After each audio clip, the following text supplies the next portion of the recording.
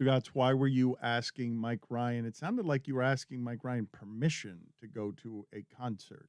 I was asking Mike Ryan, I guess I sort of was. I was asking Mike Ryan if he'd be comfortable going to a concert because I am going to one a week from today. Shut up. You're going to one. You've been at concerts for the entire 2 weeks. And in the way that you asked me was like, Right. Mike, would you even feel comfortable going to these concerts? I revealed I went to a concert on Tuesday.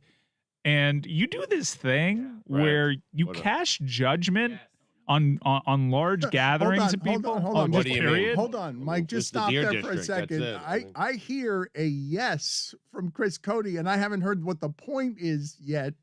What is this thing that Stugotz does that you're howling yes about? Well, I don't really know where Mike's going, but I think where he's going is similar to what my dad does, where he has this, like, he sits on his high horse and he judges large gatherings, and then you live your life completely normal and go to a bunch of large gatherings. Right. They're the worst people. Well, they're not the worst. We don't have to say who the worst are in this discussion. Yes, we can say who the worst are. But it's up there with the worst. The people that are actually living normally but still want to cast judgment. No, but the Deer District was actually dangerous. That was 100,000 people Oh, jammed shut into a up. very tight space. Shut No, up. I went to a socially distanced concert Oh, while I was on bullshit. vacation. Yeah, bullshit. I He's took a right, few though. He's right. pictures. I mean, I saw the photo of you. You were right on top of that guy, baked out of your mind. You were not wearing a mask. You were right on top of that, guys. Your eyes were slits. I had that whole section to myself until that guy came over. you're and just I'm such a telling liar. you, Mike, I originally had This is floor tickets. nonsense. Nonsense. I originally had floor Yes. tickets that were. Oh, I deserve it. I bought a whole Section. We're tired left side of the theater was all mine. Missed the chickens. You were right next to a dude smiling, and your cheek was pressed against his cheek. He's a total stranger, and yet you rip the Deer District, and you judge others while you have taken more flights than anyone in America over the last 6 months. Racking up the miles. I mean, It's fair to see these huge events and then be like, should we even be allowed to have these huge events? But then you can't go to one and then be like, I can't believe people are going to these. Like, you either have to stay home and judge, or you go and you can't judge as much, right? Yeah. Do I draw the line at indoor? Here's what I do. Before I go anywhere, I check Sarah Spain's Instagram because she's usually on the right side of stuff. And if she's having a good time at Dave Matthews Band in an outdoor amphitheater, who am I to judge? It's so random, and I want to tell you because I'm assuming that better. you guys had some of the same experiences that I had Friday. I went to Chappelle, and it was disorienting because I have not done anything like that. I've been in hiding, basically. I mean, not all of us, unfortunately. was it crowded? Yes, it Yeah. was a total zoo. I was super disappointed by the performance and fell asleep during it. Oh boy. And so did my wife. But I'm going to tell you why and how this happened and how weird it was, because I'm guessing that a lot of people listening to this are experiencing, after being so disconnected from people, we're already addicted to our devices and the packages and making Bezos rich, and we're separated from each other. And now physically for 18 months, we've gone through something that the world has never gone through. Or hasn't gone through it. These people experiencing this today haven't gone through something like this. Like asleep? Because you have good seats. Like Dave Chappelle could see you sleeping. Or is it like when you're driving and you're tired and your like head's like just falling? I am gonna explain this to you in a second, but it was asleep on my favorite comedian of all time, because I found the show that disappointing. I'm gonna explain to you why, and the labyrinth you had to. Obviously, the thing that made me think about this is the randomness of everything we're doing. Everyone's wearing masks, and you got to get there at 3:30 for a 9 p.m. concert that didn't start till 11 because the lines are all over the place and there's so much testing. And he's trying to be super responsible, and everyone's got to hide their phones because he doesn't want anyone seeing any of this concert. And furthermore, he doesn't want anyone seeing if he goes over the line on one of these trans jokes, because he's doubled down there on that stuff. And he must have done 40 minutes of it. And all he was doing was practicing. Like, all these people were paying a ton of money to get in there, worked really hard to get in there, and all he was doing was practicing. He was lazy. He was drunk. And at the end of it, the way he ends it is asking his manager, how much time do I have left here? So what is this it? Okay, good night. Like, He's trying to get to the finish line. He was mailing I mean, in a practice that cost a lot of money, and a lot of people went through a labyrinth to see the guy who was so eloquent on George Floyd and didn't have a hiccup in being the oracle of speech and being somebody for our times. And as I'm in line, instant testing, invasive testing, and I'm looking around, how are we doing this? This seems kind of random. Some dude next to me pulls down his mask and just starts blowing his nose. oh boy. Just vigorously blowing his nose again and again. Is that the test? Or is that just something that happened? That was just, it just seemed like all of what we were doing to keep safe seemed random. Chappelle went to such extraordinary lengths to make sure that that concert was safe, that we could feel normal, because it was hours in line and snaking lines that went through all that Hard Rock property, which is, as you know, acres long. Did coughing guy get in? I mean, He was sneezing, guy. He was sneezing, guy. Can't have a Did he cold get in? anymore. I mean, Can't have a cold anymore. It's Right. true. You can. oh, I'll hold sneezes can't. in forever if Yeah. I have to. I mean, Yeah. I'd rather choke on whatever's in my throat right Same. now on this airplane than have you turn your heads at me because I swallowed some spit. I am terrified for allergy season this fall. Oh, It's going to no. be terrifying to go in public for a few months. If you're just drinking water and it goes down the wrong pipe, Yep, and then you do been that there. cough, that's the worst. Let me tell you something. I'm the Michael Jordan of coughing after my first sip from a water bottle. And I will turn red. I may pass out from cutting off oxygen to my skull because I will not give you that cough. Am I allowed to be disappointed by Chappelle? Because I don't I feel mean, like you that alleged was... that he was drunk and you called him disappointing. He said, no, You he fell said, asleep, he said he was man. drunk. He said he was drunk. Okay. Well, were you? Because the falling asleep thing is a bit of a red flag. No, I wasn't drunk. I Wow.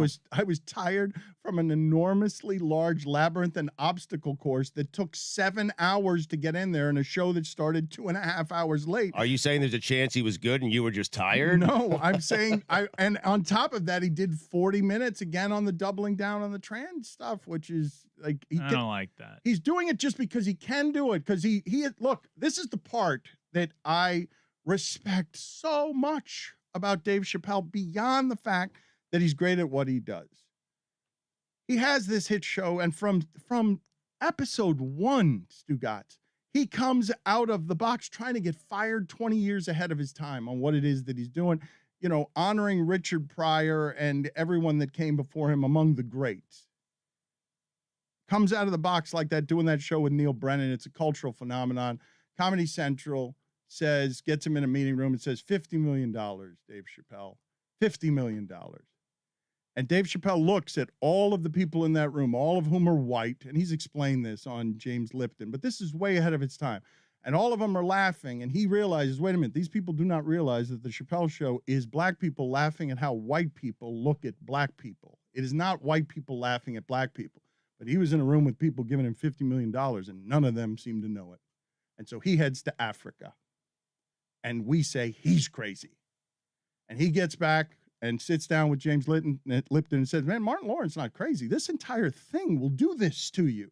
This entire thing of where we work, how we have to get where we are, will make you crazy. It'll make it seem.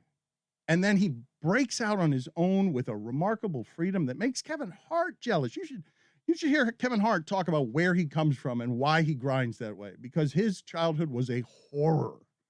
And so he grinds because he wants to have 1,000 employees and he wants to be bigger than anyone. But he envies Chappelle because Chappelle's got all the freedom, does whatever he wants, can do whatever he wants. Lock up your phones. You will wait in a line. I'm super famous. You will wait 9 hours to see me perform because I can, because I'm that good. I'll do it even though I'm going to get drunk and you're just going to watch me practice. You're going to watch me practice comedy. So my Netflix show, after I bullied Netflix and anyone else who has taken advantage of my name when you bought it from me, when you were Comedy Central, he's taken all the power back, and it is an amazing thing to watch. But he doesn't have to do the easy stuff. Like, that's not brave. It's not. He's just doubling down on I can because I can lock up your phones because I'm the most powerful guy and I've got total freedom. I can do the comedy I want. And he sees himself as I'm speaking. Look, this is the part that sucks about this for me.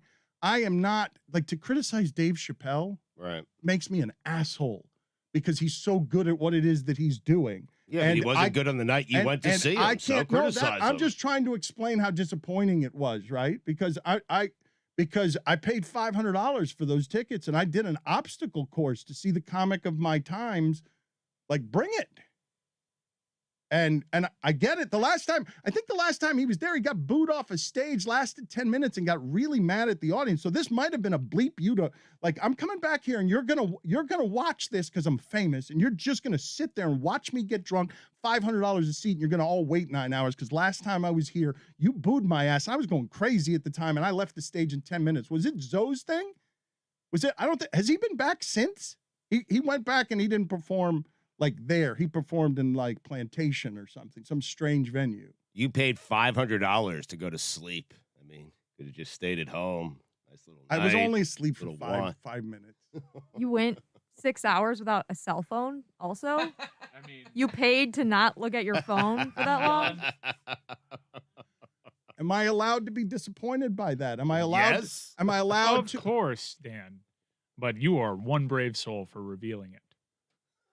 I wouldn't do that. Big man to me, man. I'm a huge Literally. fan of his, despite having moral conflicts about his material now. What's the most inappropriate place you guys have ever fallen asleep? I mean, that would be it. I don't. This is. Yeah, This is that's not, a pretty good hand that he just Royce at showed. church. I fell asleep at Super Bowl 43. Or wait, no, not 43. Which- 53. Which one was the? The really boring Rams Patriots one. I was Oh, in yeah. the auxiliary press box. Nothing wrong with that. I was so Understandable. tired. I dozed off for That game about was a quarter. terrible. It was so boring, It was right? an awful But I game. feel like just, in principle, like it's bad to fall asleep at the Super Bowl. I was once doing a late night Mexican League soccer match that kicked off at midnight, and there was about 5 seconds where I fell asleep. I was on the air. no. Yes. That's Yeah. impossible. It kicked off at midnight. There was not enough cafecito in the world. Was there sound in Wow. this? No, there You would were just be silence. There was silence for like 5 seconds. Did Yeah. anybody Dozed notice? off. Nobody noticed. No, it was 1:30 in the morning. You were 25 years old, falling asleep on broadcast like Francesa and Barkley. Yeah. This is like 2 years ago. Did you make a sound when you came to? Like, I understand that there was silence for 5 minutes, but Like- there was yeah. No, he said 5 seconds. He Yeah, but didn't say five- Francesa's head would always hit the mic on the way up. Like when someone woke him up. No sounds. I can't. There was some long night because you're by yourself. You're in a poorly lit broom closet. Game is terrible, and I'm just a man.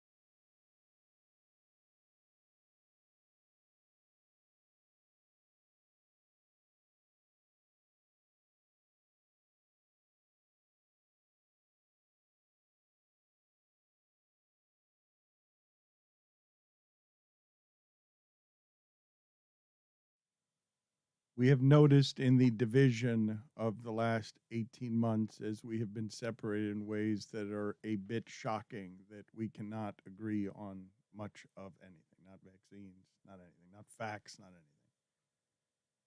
I would simply tell you that the world scientists, a UN report today, are screaming at the top of their lungs that the climate change is happening faster than they expected.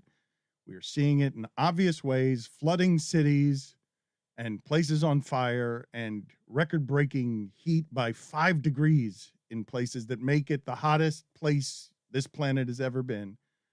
Today, the UN released its most alarming report to date. Again, the world scientists, that the media isn't up and down, jumping up and down on the story of our lifetime, where it's like they're saying, hey, the world, like, if we don't get the climate fixed, this is the biggest story of your lifetime. It's going to end your lifetime. It's not the scientists are saying this isn't 60 or 70 years anymore that you can, it's like, it's happening now. We're in it. This is the beginning of it. Places on fire, places flooding. We're living in the biblical times. It's hard to focus on that, Dan, when there's a pandemic going on. You're making great points. You're right. We probably should be focused and concerned about this, but it's hard when everyone's trying to deal with this, with COVID. But COVID is just one thing in the biblical apocalyptic times that are happening right now. And these are the nation scientists who are screaming. I give you all of this as preface. I know it's not what you're here for. To stop that conversation right now, because Stugotz has a major announcement. He says there's a team to beat now in the NBA. He is ready to announce that. I don't know what made him come in here off vacation. Gotta have your priorities. And say, look, Dan, there is a team to beat. Yeah. I don't know who the team to beat is, but Stugotz is he's willing to proclaim it now after a few days of free agency. I would say it's the Nets, but I have no trust that those 3 guys will stay healthy for an entire season and postseason. So it is the LA Lakers. The LA Lakers, to me, are the team to beat in the NBA. I love what they did while I was on vacation, getting Russell Westbrook. He goes with Anthony Davis. He goes with LeBron James. They got some other pieces as well. But I love listen, you might say they don't have any 3-point shooters. We are listening. We are right well, I was here. talking to the We're audience. I was construct. making sure that they The were whole listening. construct Yeah. is you talk, we listen. It's all we're doing. I Well, like to some people- reinforce it, Dan. Just say it a I have couple no times just choice to make but to sure. listen. Right. No, it's a good point. Should I'm really sorry. try to break that habit. Okay. So listen, what I'm telling you here is Anthony Davis, Westbrook, and LeBron James. That's the best 3 to me in the NBA. It is for this reason, because LeBron can take some nights off. Davis can take some nights off. Westbrook and Davis can win games without LeBron. Westbrook and LeBron can win games without Anthony Davis. And so it's a really good 3. You plug in guys like Wayne Ellington, who can hit threes, Wesley Matthews, who can hit threes. And I just think if that team stays healthy, that's the team to beat. But I'll also tell you, Dan, this is the best NBA we've had in a long, long time. Like, there are a lot of good teams out there and a lot of teams who are an injury away from winning an NBA championship if indeed Anthony Davis gets hurt again, because you have superstars spread out all over the league. The Nets are good. The Bucks are good. The Sixers are good. The Heat got better. The Knicks got better. The Suns are good. The Mavericks are really good. The Lakers, the Clippers. You have the Nuggets. It's the best NBA we've had in a long, long time. Ladies and gentlemen, there is a team to beat, and it's the best NBA we've had in a long time. Stugotz has moved off his position that the Nets are the team to beat. There is an official new team to beat in the NBA. After saying that Giannis would hog all the championships as soon as he won one, Mm-hmm. which would be hard to do if there was another team to beat, but he has replaced the Bucks as the team to beat. Yeah. With the Lakers as the team to beat. And they lost PJ Tucker. I mean, otherwise the Bucks would be the team to beat. Now you say to yourself, perhaps the Heat should be the team to beat because they acquired PJ Tucker, but the Heat don't have enough. Okay, so the Bucks had enough where PJ Tucker could be the guy. Who's got enough? Who? Just the Lakers? Does anyone else have enough? The Nets are second place of having enough. The Nets have enough if they could stay healthy. Who else has enough? The Knicks don't have enough. I'm going to tell you right now. The Heat don't have enough. I have to do it this way, Dave. I tell you who doesn't have enough. That's the way you have to do it. The Utah Jazz, they have enough. They do? If Anthony Davis gets hurt, then they have enough. That's a big qualifier there, Dan. But Rudy Gobert can be terrible in the playoffs because their best defensive player doesn't play when they put small lineups out there. I went through all those teams, and I left out the Utah Jazz, who was the best team in the West last year. I mean, this is the best NBA we've had in a while, and I am anointing a champion in August. Team to beat, ladies and gentlemen. The Lakers are the team to beat in the best NBA we have seen. You agree? It seems like you in do. a long time. I don't care is what my response is to that. It's not. I don't understand why you spend your entire vacation crafting that you burst in saying, no, I've got a team to beat now. No, because a lot of people were criticizing the addition of Russell Westbrook because he's not a three-point shooter. Neither is LeBron. Neither is Anthony Davis. They take them. They're not great at taking them or hitting them. And so I was just wondering, in this day and age where the NBA has shifted to the three-point shot, do you agree with it? Do you think that's the best team in the NBA? Because I do. This is what I think is funny about all of our analysis. The night after they traded for Westbrook, Tom Haberstroh, Meadowlark Media's basketball numbers guy, proclaimed that the Lakers had gotten worse. Oh. And Amin Al-Hassan was saying, well, they didn't get worse, but Russell Westbrook is a bad fit. And the instant analysis ignores, of course, they're going to go out and get a bunch of other players like Carmelo Anthony. And you can criticize whether the roster's old or not, but you start with the three guys of Westbrook. And they won the championship 12 months ago. Right. When Anthony yes. Davis was healthy. And now Yep. you play Westbrook out there and you get them a bunch of shooters. And I've got to think, is it Dennis Schroeder or Schrader? Schroeder. Neither. So close. Dennis So close. Schroeder, $84 million he was offered and turned it down. And then he looks up and now, is he looking at the minimum? Did that guy cost himself? He turned down the Lakers offer of $84 million. And they're like, oh, we'll just get Westbrook. And now we'll have everybody out here being able to shoot threes, everyone around us, because we're going to just start with whatever LeBron, Anthony Davis, and Westbrook are doing. They also signed Kendrick Nunn, which was a surprising signing. Yeah. A player that's not at the end of his career, a player that should still be ascending, second place in Rookie of the Year. So it's a nice signing by them. So they are the team to beat? Are you willing to say they're the team to beat? How can you say they're not the team to beat? Russell though? Westbrook gets these great counting numbers, but I'm not a fan of his work. So I don't think they're better. I think they're worse. Not the team to beat? I don't think, no. You I don't they're even think they're the team to worse? beat in Los Angeles. Wait, you're basing this? I mean, how? They added Wow. Russell Yeah. Westbrook. Come Yeah. on, Wow. Mike. Depending Stop on it. Kawhi's timeline, Mike. I'd still take the Clippers. No, you wouldn't, Mike. No, You're you making wouldn't. a big mistake. No, Mike. you wouldn't, Mike. You wouldn't No, do you that, wouldn't. The ACL is a big deal. If he comes back sometime in, say, February, I'm down with this idea. I love that as an arguing technique. You You would say do it, something he's you just would saying. do, and then Stugotz says you would not do. Yes, the ACL is indeed a big deal. Yeah. It's kind of important if Kawhi Leonard has a functional knee come playoff time. That's why It's like in 8 months from now. that's why I used it as a precursor to the prediction. He's just human. Just a man. Even better. I'm sorry. I blew that line. That is, he's just a man is exactly what I was going for. Thank you for doing the translations on that and Schroeder. And I'm not sure Kawhi Leonard is human. There's that too. Good point. I have very little evidence. I want to do some reminiscing here. I'm going to try and I'm sorry I'm ruining everything with the reminiscing of today, because we're going to try and get Jimmy Johnson and Edgerrin James, because I want to close a chapter in University of Miami football as Bobby Bowden passes away. And I don't think in this region, this part of the country, that is a passing that should go quietly just because he's an old person and he was sick.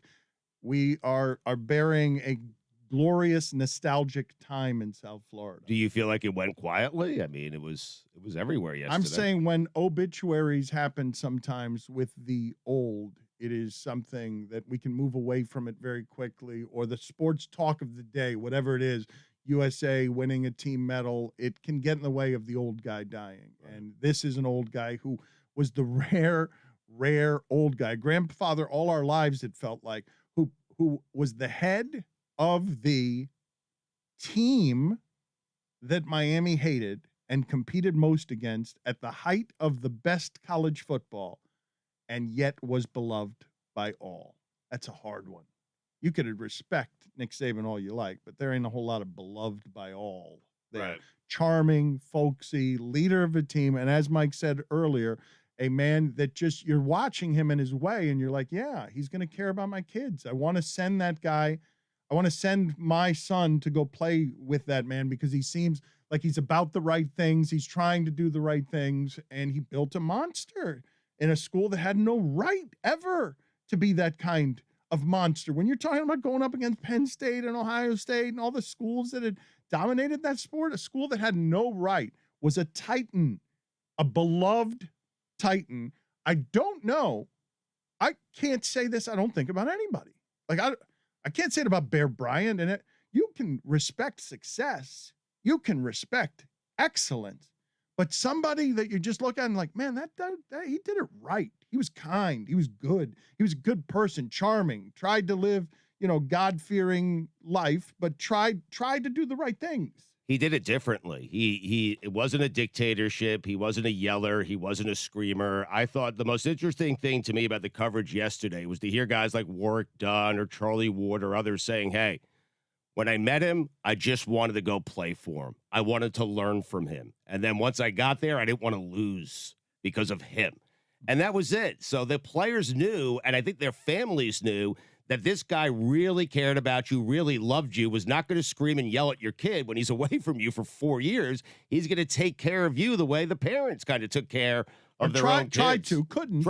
Yes. He couldn't. It's impossible. Right. That age, that many kids. Like there was stuff that happened at FSU that shouldn't be glossed over. There was stuff that happened at FSU that felt a little soul-selling and immoral beyond Free Shoes University. But I would not put the responsibility of everything happening at a program on one. I'm willing to extend a grandfather from another time, that not a bit of an exoneration from total responsibility on being able to govern 100 kids. It's a belief that in your heart of hearts that I think Bobby Bowden was aspiring to be good and fundamentally decent. And there was an authentic humility about him, too, that I think we've seen in the modern age. Dabo can't pull off.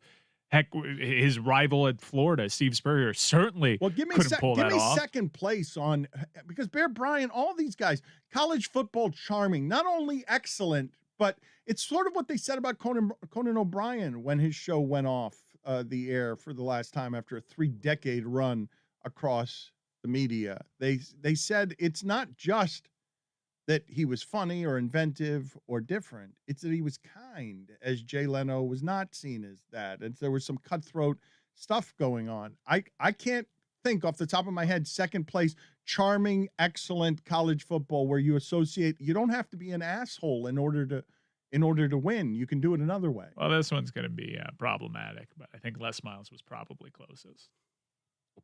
And then look what happened. Threw that in your laps. That never, that's a dead Thanks, fish. Mike. And thank you. Yes. But he is the best comp, no. Okay, but you can't imagine Bobby Bowden being lecherous on campus. It's a little hard to imagine Bobby Bowden getting got by Me Too. Wait, we're not going to have that show today. We certainly aren't. Too soon. Okay, because I already hear people spitballing, well, is it really that hard to envision? We're not doing that today. All right, guys? A legend passed away, and we're going to give it proper respect. Were you wounded by it? Was I wounded by Bobby Bowden passing away? Yes, I was prepared for it because, it wasn't but a couple of weeks ago that we got the news that his condition was terminal. But, yeah, super sad. It reminds me of a time. It reminds me how much I shook a fist as a little kid at the TV screen. Let me ask you a question, though. This show that we're doing right now. When I was a little kid, I used to listen to Hank Goldberg. And when he would go to break, he would tease that, hey, we got Gil Brandt and Beano Cook coming up next. And I was like, who the hell are these people?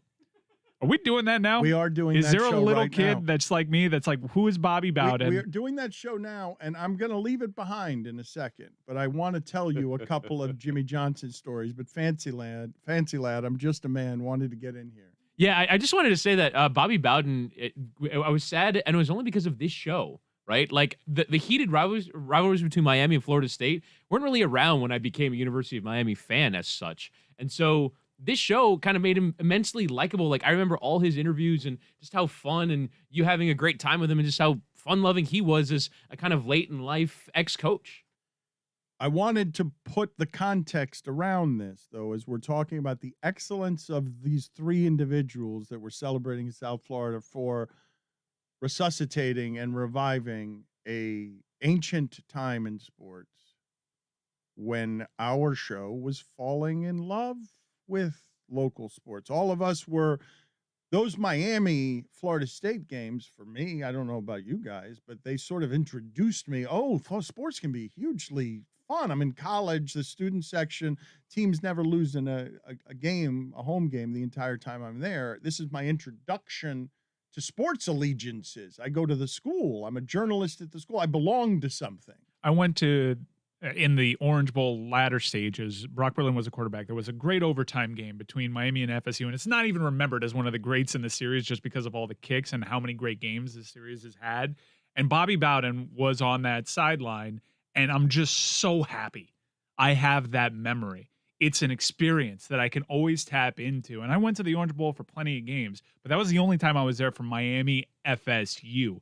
And you could feel the presence in that building of how important that time was. I want to explain to you the man who died, though, and the man who went to the Hall of Fame and their journeys, because they're responsible for raising a whole bunch of kids who grew to love sports because of how great everything, how intense all of the things around them were happening. Not just in South Florida, by the way. I've told you this before, because in the Northeast where I grew up, college football is not a big deal. And so what you ended up rooting for and watching were those national games. It was Canes, it was Florida State, it was Notre Dame, but mostly for me, it was the Hurricanes and Florida State. But this is what happened, Stugotz, and this is why I want to talk about this today.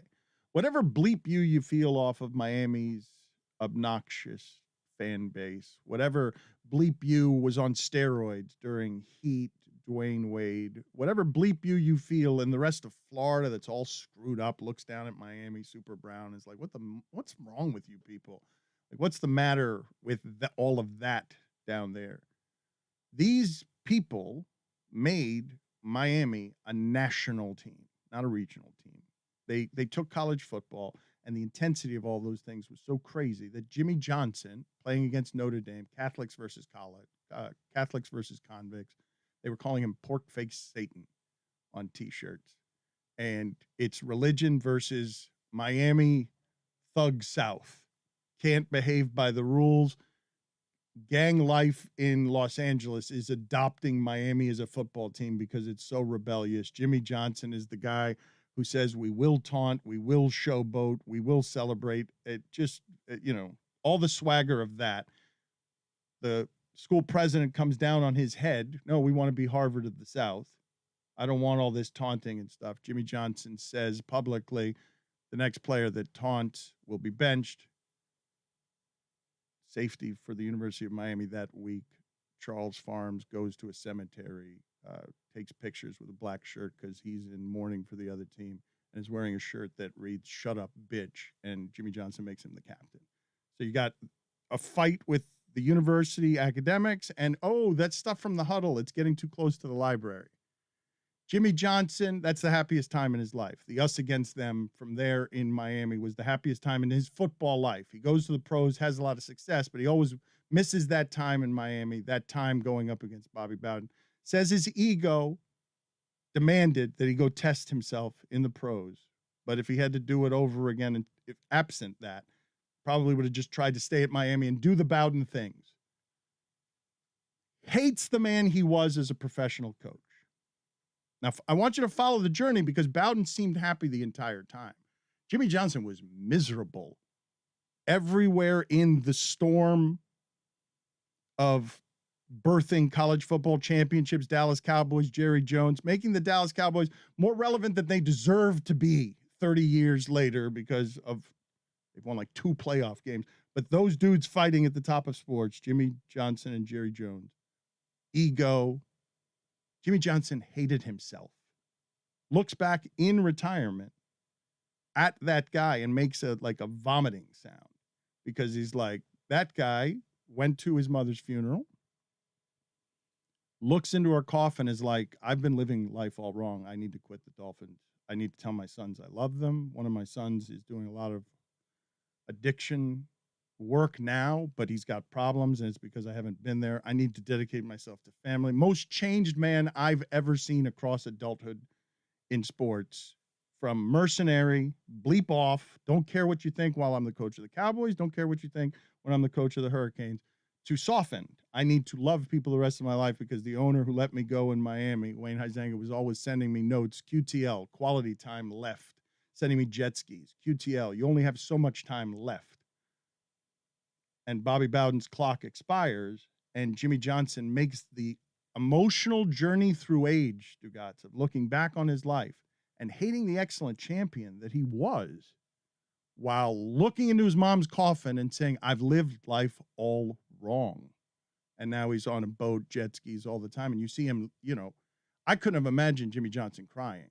Like, you see him deeply emotional with Terry Bradshaw about getting into the Hall of Fame because all of his all of those fights, all of that unhappiness as he gets into a time in his life where he's more tranquil, more grateful, and thinking about his mortality as Bobby Bowden dies, that he would get that honor and be able to cherish it with loved ones at a time that he's changed, right? Emotionally open, not a general dictator asshole who thought he had to be a general dictator asshole in order to have the success. And Howard Schnellenberger passes away. Bobby Bowden now. Yeah, it's a time for a reflection for Jimmy Johnson. I'm sure all those feelings are coming back tenfold as he gets enshrined. And yet he's up there making that speech, and all I'm thinking to myself is, man, I wish he would coach again. I mean, that's what I was thinking to myself. Really? You want to bring coach him? the U? Yes. He was so good. That was a thing for one hot minute. Can we talk Jimmy Johnson to come back into the U? I bet he's had some pretty good offers the last 15 years. He's had pretty good offers. I've got to ask him about that. We got to get him on. Wasn't the Spanos family Are like we perpetually offering him like whatever you want? Are come to we the Chargers? alienating the entire audience by talking?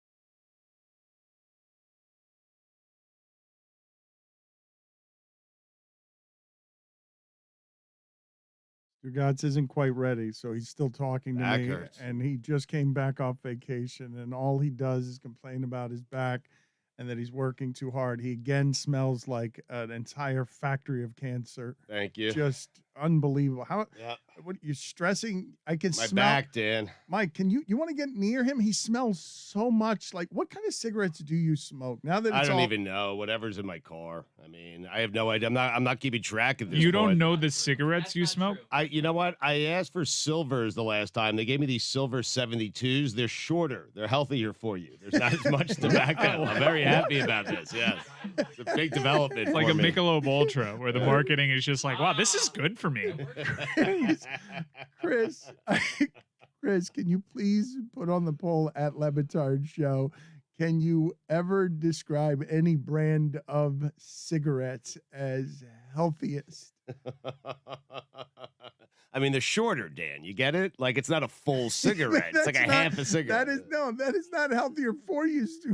It's a smaller dart, man. Yeah, right, but you're smoking more of them.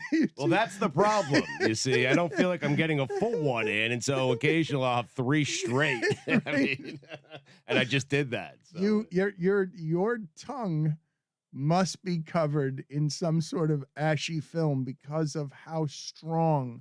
Yeah. It's never been this strong. Did you run up here? I did. Were you smoking them in a stairwell right outside the doors? Because this is a soundproof room, and I'm guessing it's odor-proof. But if any of you walked in here right now, my eyes are stinging from how Stugotz smells.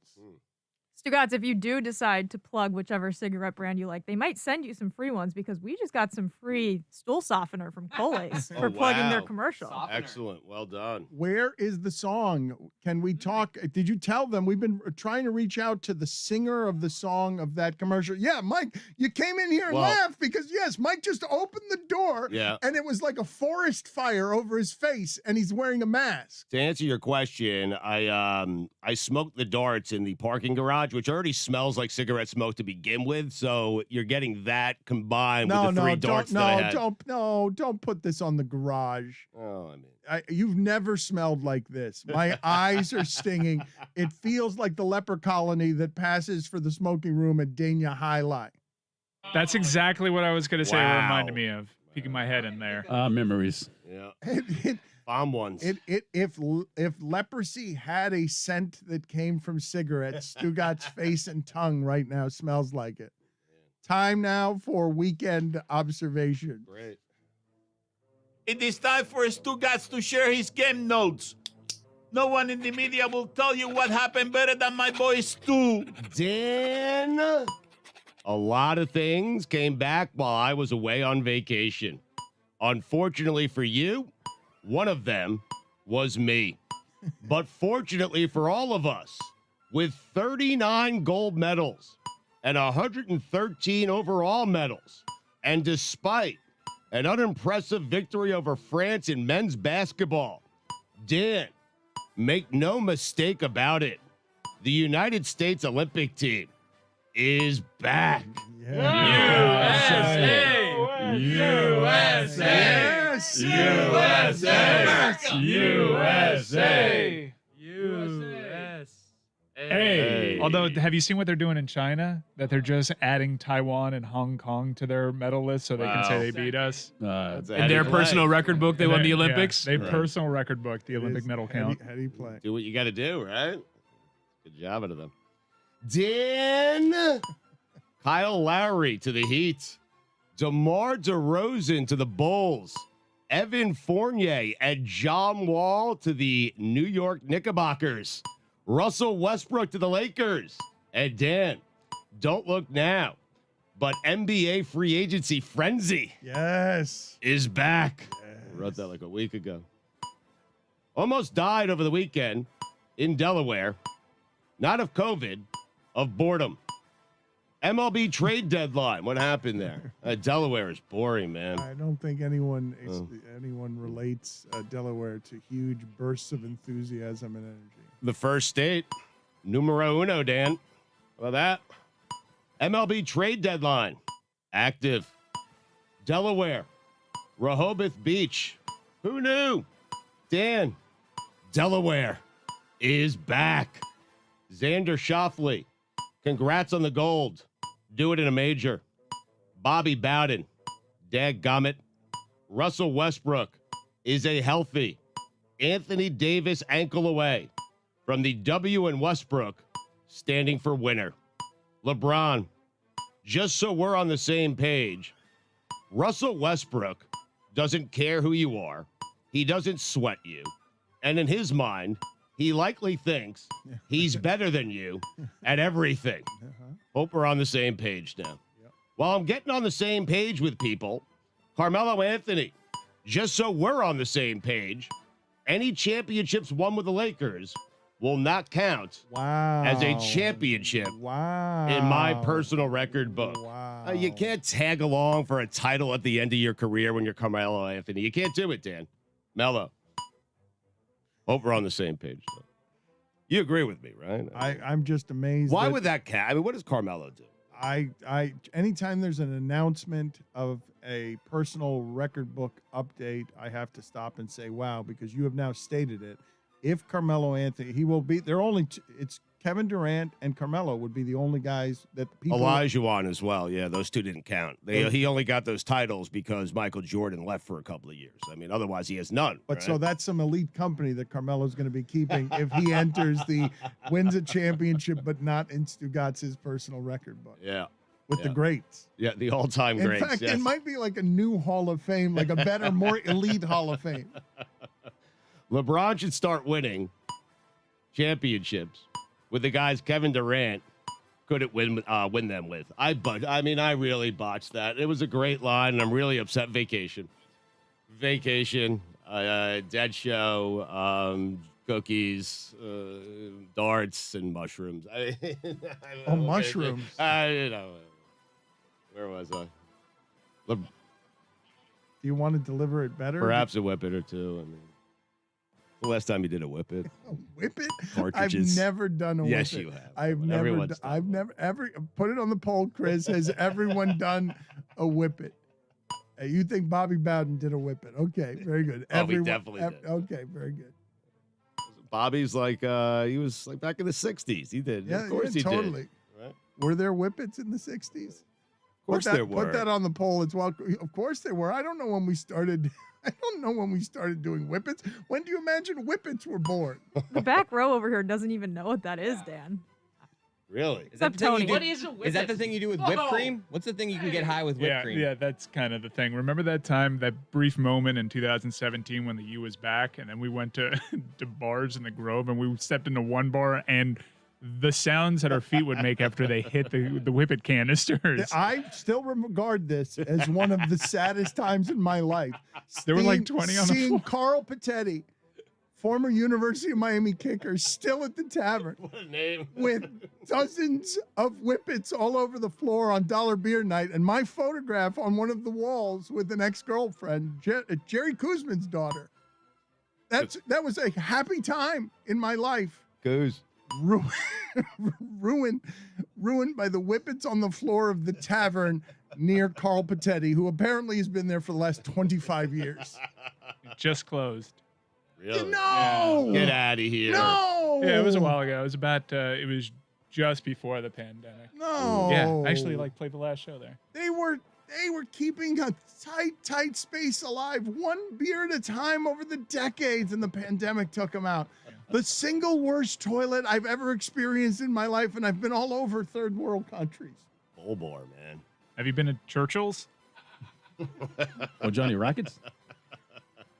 What I was trying to say is LeBron should start winning titles with all the guys Kevin Durant couldn't win them with. That's what I was trying to say. There isn't a worse toilet in Miami than the Churchill's toilet. Oh, no, there is. Oh, It has the tavern's saloon toilet. door. No, the No, tavern. I've been The to both. tavern was the last bar you been could to smoke both. in. I mean, Mike, the tavern's bar doesn't have a door. It's just a toilet sitting there that sometimes doesn't have a seat and no door. Churchill's is even worse because No. it has a door, but it's a saloon door. So if I go to sit down on the toilet, which why would I ever? Everyone can see.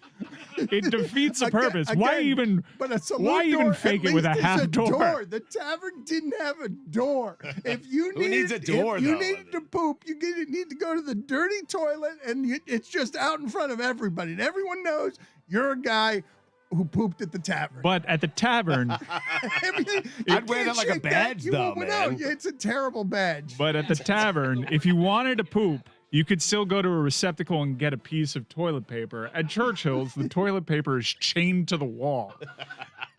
And it jingles every time you tear a piece off. They had a problem with theft in the 90s. It's chained to the walls. Who is Talon Horton Tucker? And what did he do to deserve $32 million? THT. Tuck. Who is that guy? I just read about him this weekend. He got $32 million for 3 years. He has to be a LeBron client, right?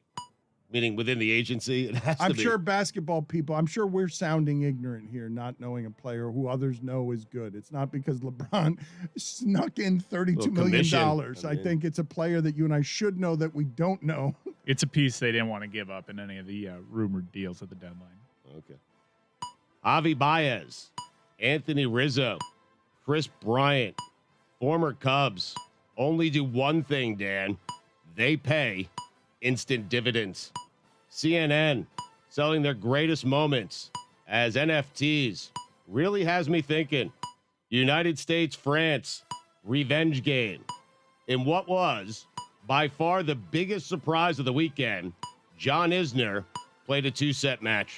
Really? Yeah, it was like a week ago I wrote that. I mean, I was on vacation for a while. These are going back a ways. Walking It into really is 2 weekend observations. It's observations from 2 weekends. Yeah. Isner 2 sets, though, huh? And he won it. Walking into the Lake Placid Olympic Village, standing in front of the arena where the United States hockey team beat the Russians. Goosebumps. The Ruskies. A 7-player playoff in golf for a bronze medal. Totally unnecessary. Who needs that? By the way, United States, Russia, top 5 Olympic moment. Dan, you want my top 5 Olympic moments of all time? In a second, I just want to go through your process real quick with you, because you very clearly wrote that in your notes app when you arrived at Lake Placid. Do you do it like that way? Yes. Lake Placid, arena. Oh, this is chronological. Goosebumps. No, Yes. Ruskies. He's Yes. right. This is what people. And that should have flowed right into the top 5 Olympic moments, but I didn't change around. I should have flip-flopped those. Mike, you know? this is absolutely Unfortunate. chronological, and what this is and has been for years is just things Stugotz has thought about that he at that moment had a moment to put in his notes app, and then he just throws it all at you like a monkey who throws feces. They're my notes, Dan, not yours. I mean, you want my top 5 Olympic moments? I got them here Not for you. particularly. Really? No. Number 5, Tanya Harding. What was it done there? Hiring a hitman to take out her competition. Number 4, Dan, the Dream Team scrimmage. Number 3, Karch Karai. Great Just name. Karch Karai. It's a great Yeah, name. thank It's just you. it's a great comedic name. Number 2, Bill Johnson. Need I say more? You know who that is? I think you should. feel like Yeah, you need to. yeah, He yeah. Yeah, won the sure. downhill Yeah. skiing gold medal in the 84 Olympic Games, I believe. And I believe he's the only American to ever win the downhill. How about that? I was born in '85. Number 1. Don't you hate it? Put it on the poll, Chris. Don't you hate it when I say need I say more and everyone says yes?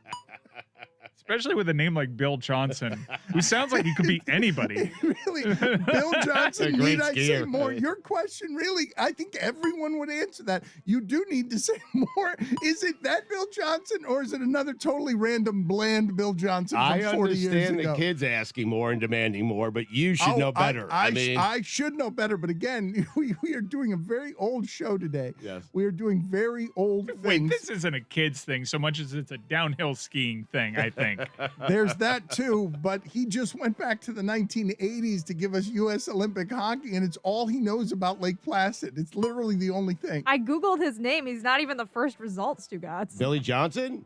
No, that's different. You're That's making him Billy now. Billy is different. He wouldn't win that Billy Johnson. Wait, isn't either. there a White Shoes? Billy White Shoes Johnson. He's not even would the be- most famous Billy Johnson. He won a gold. I mean, the only downhill skier in American history to win a gold medal. I mean, He's not even the first 2 results on who, Wikipedia. give me the second one. I understand Billy White Shoes Johnson. I get that. I just love that Need I Say More has now resulted in research because of how Now much in our more you third needed to minute say. of you saying more. We're still trying to identify whether he's even the most famous Bill Johnson. You pivoted to Billy Johnson. His friends call him Billy. We're not sure he's the most famous Billy Johnson either. So yes, you needed to say more. And how is it possibly your second greatest Olympic moment ever? That's a fair point. They're my notes, though. Number 1, the United States beating the Russians to win the gold in hockey, even though they didn't. The Ruskies. They beat Finland. That's right. It was Felt like they won the gold there that night. I mean, the Finskis came in, they had a shot, but the Americans got it done. I mean, they should have given them the gold after they won that, right? After they beat the Russians. They absolutely Yes. should have. In the semifinal game, they should have given them the gold. Dan, you know what the K in Kyle Lowry stands for? No. Culture. Death, taxes, and a Carson Wentz injury. I went there. The B in Batum stands for block party. Deer District. Told you so. Oh, wow. I mean, I did. You did. I did. 500 positive tests. Oh, man. Justin Fields, sniff test, passed with flying colors, by the way. Congratulations. J.R. Richard, that one hurts. Oh, did it hurt? Hopefully I'm not betraying a trust when I tell you that I sent that exact text to Dan while on vacation, and Dan thought J.R. Richard was already dead. That's true. $10. That's true. Wait a minute. What do you mean? That's totally You did it via unfair. text. That is totally unfair what you did to me. I thought he had already passed away, J.R. Richard. $10. Okay. Tell Kirk Cousins he can't play football and his contract is voided. See how quickly he gets vaccinated. Also, send his dad to Florida with the rest of the loons.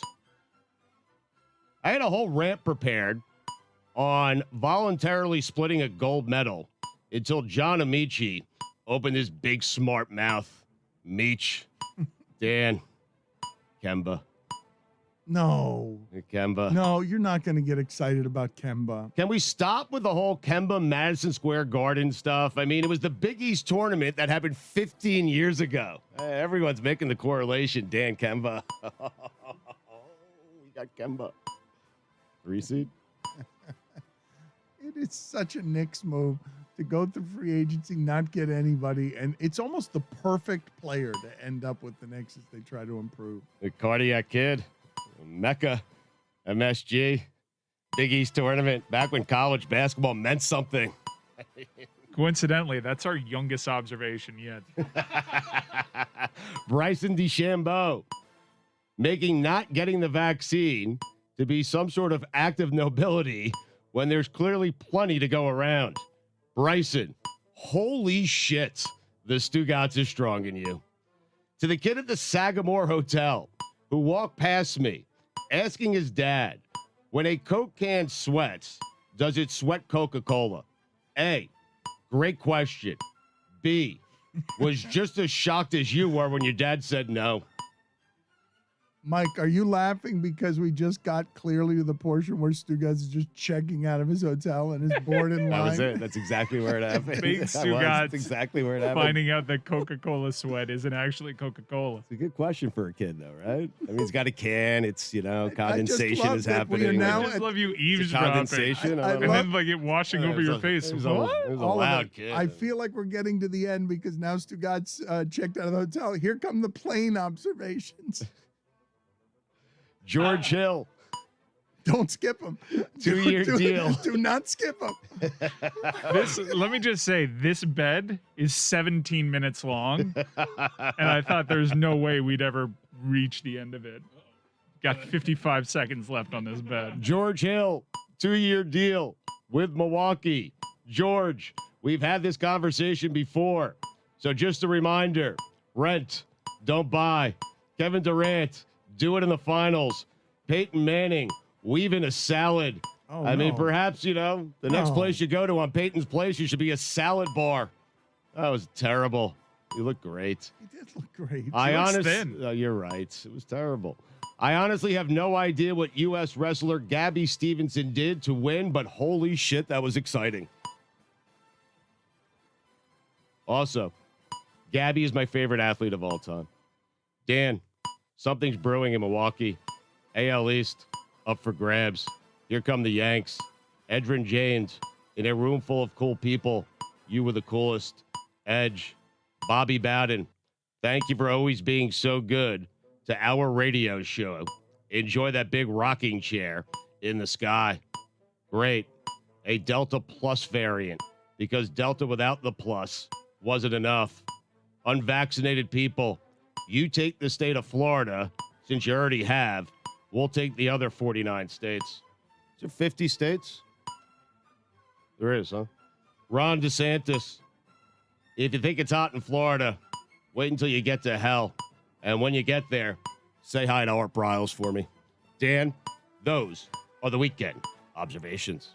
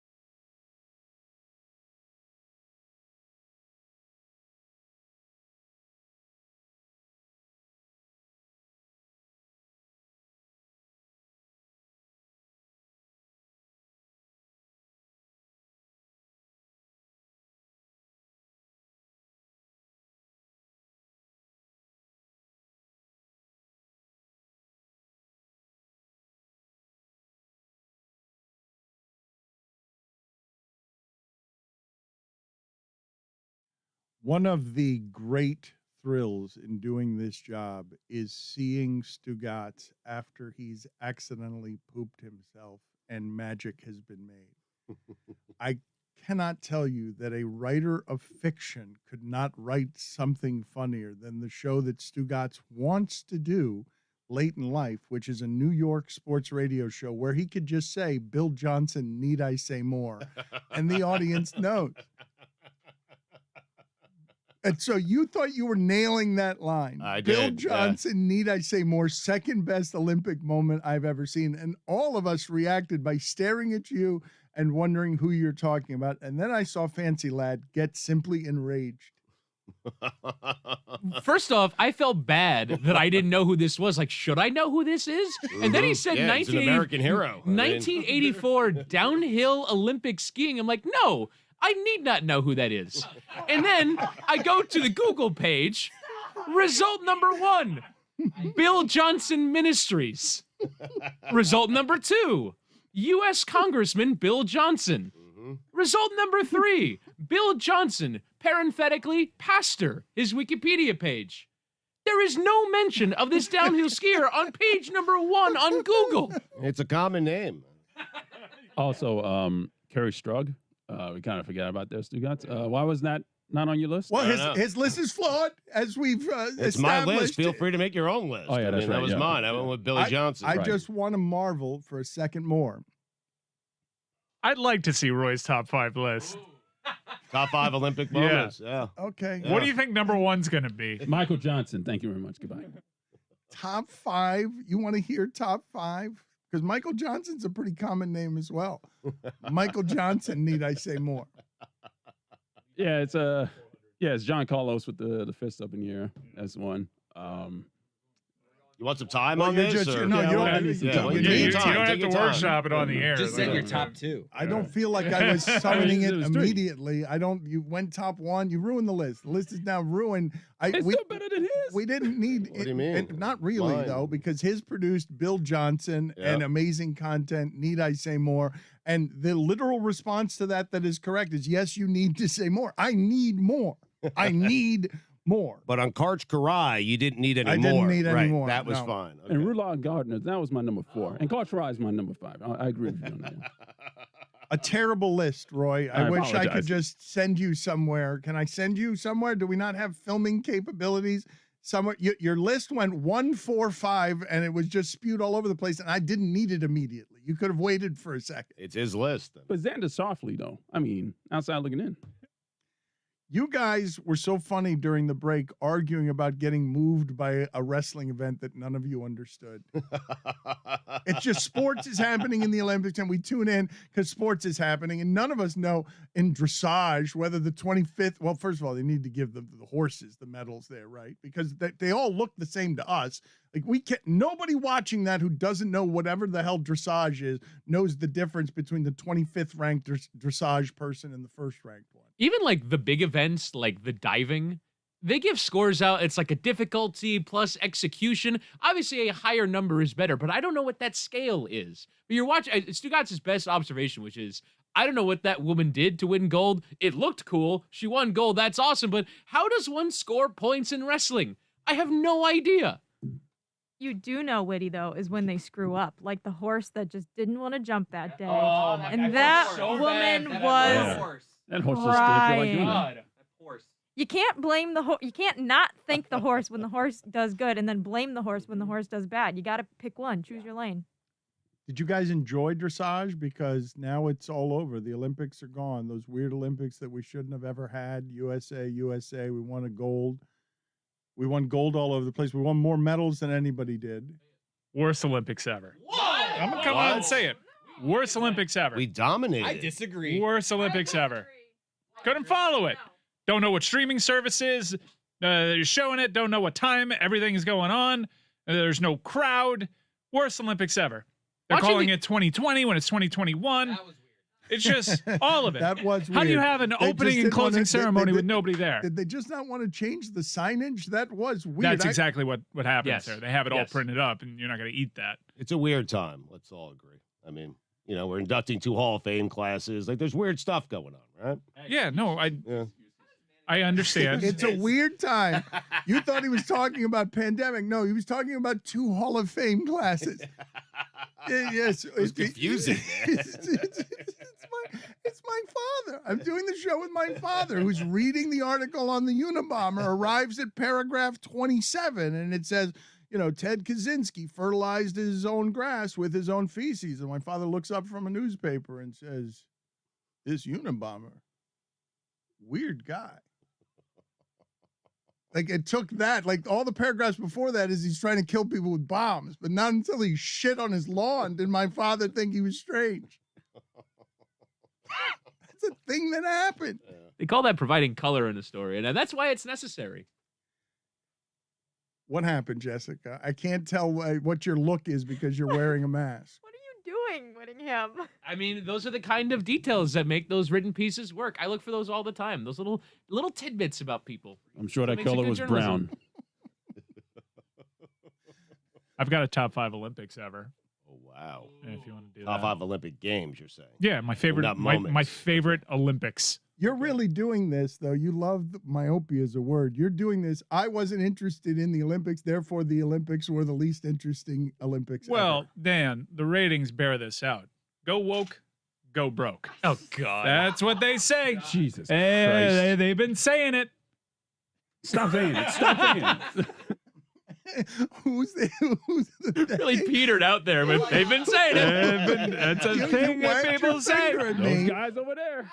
Go woke, go broke. Doesn't matter if like the most important medal is like on the line at 4:30 a.m. Eastern. Go woke, go broke. They say it. They say it.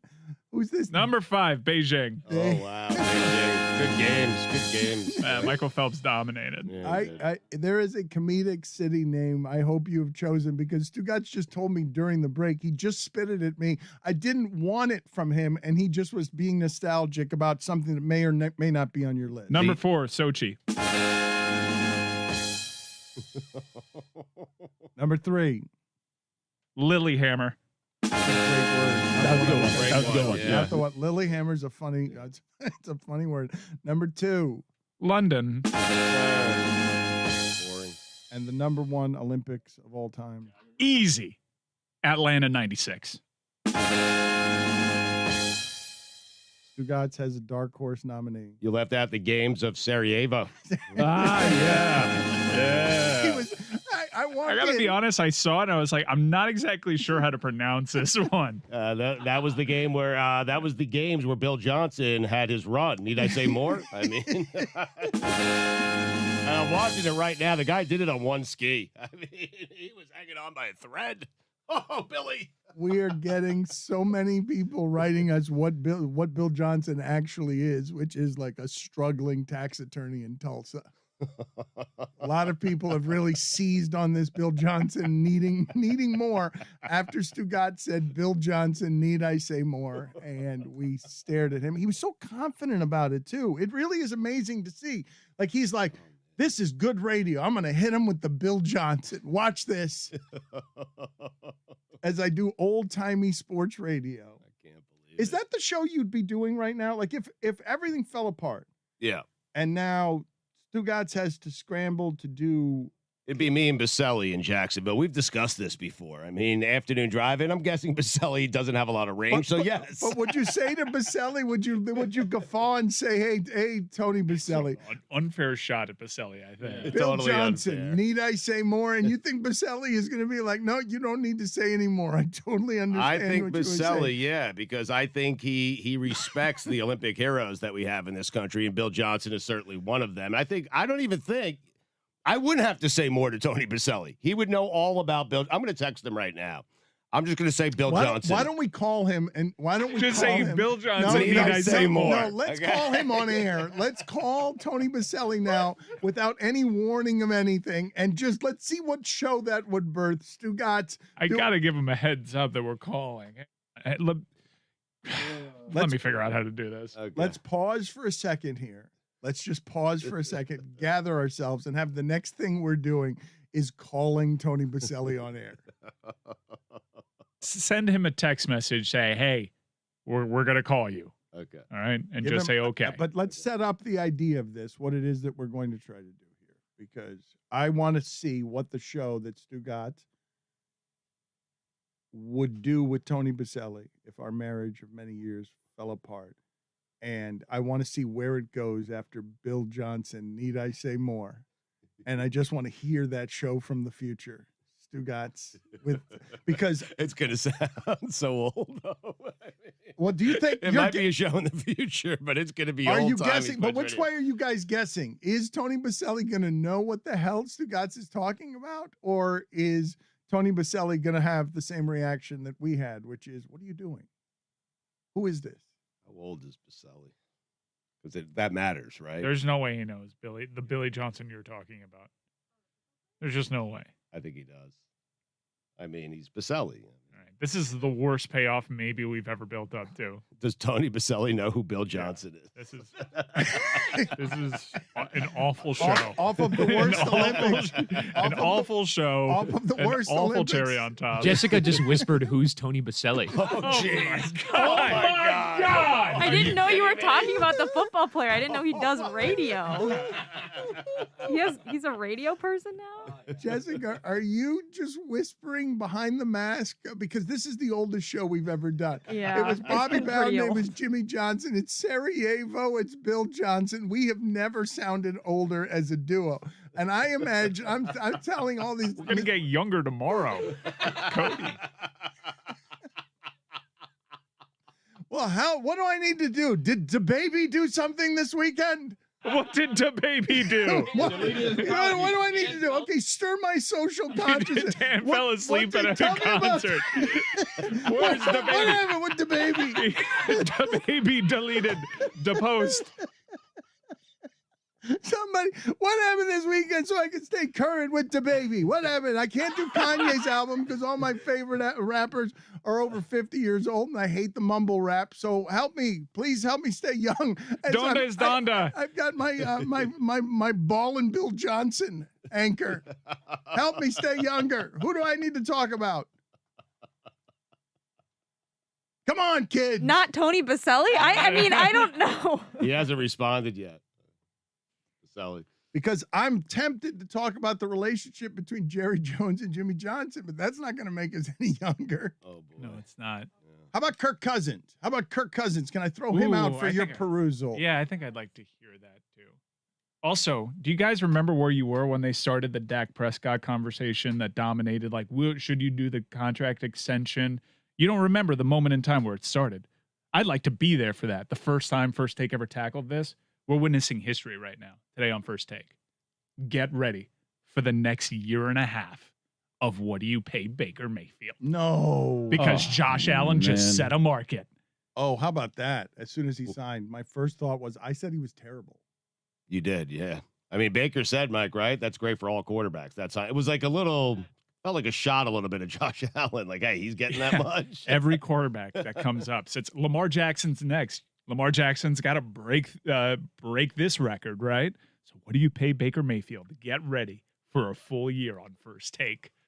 I feel like Josh Allen has some of the more entertaining interceptions and just missed throws. Like, how many millions did that just take off his contract? I guess not very many because he's getting paid, but you're not the only one, Dan. When he messes up spectacularly. Jessica, that dude is the most difficult person to analyze at the position in my lifetime because I've never seen accuracy taught and I've never seen a recklessness be overcome the way that guy can overcome a total recklessness because Ross Tucker calls him, and I don't think this is a stretch, the most athletic quarterback ever. Like I think you can put him in the category with Michael Vick, but he's bigger than Michael Vick. Like this is a rare weapon in He's that 6'5". He's super hard to tackle, super athletic, and I don't like. Is it shocking for any of you to hear the suggestion that Josh Allen might be the most athletic quarterback in the history of the league? Yes, because Michael Vick and Cam Newton existed. But he's in that realm. He is. What's the most bewildering part of all of this is entering the league. We talked about their athleticism, Michael Vick and Cam Newton. I remember like draft mock-ups that mobility was a problem. When they were Mike, taking it apart is Josh so- Allen, the it- prospect, Mike, it is he was so- a statue. It is so great to understand that the cultural and racial bias that you have found throughout that position that results in Bill Polian saying Lamar Jackson can't play the position. Josh Allen was white and nobody knew he was athletic. He's averaging over 5 yards per carry. Nobody knew. He averages 9 he touchdowns came into the rushing per league. year. I remember, I'm like, why weren't more people talking about this dude could run 80 yards down a sideline and nobody's going to catch him? Because he played at Wyoming.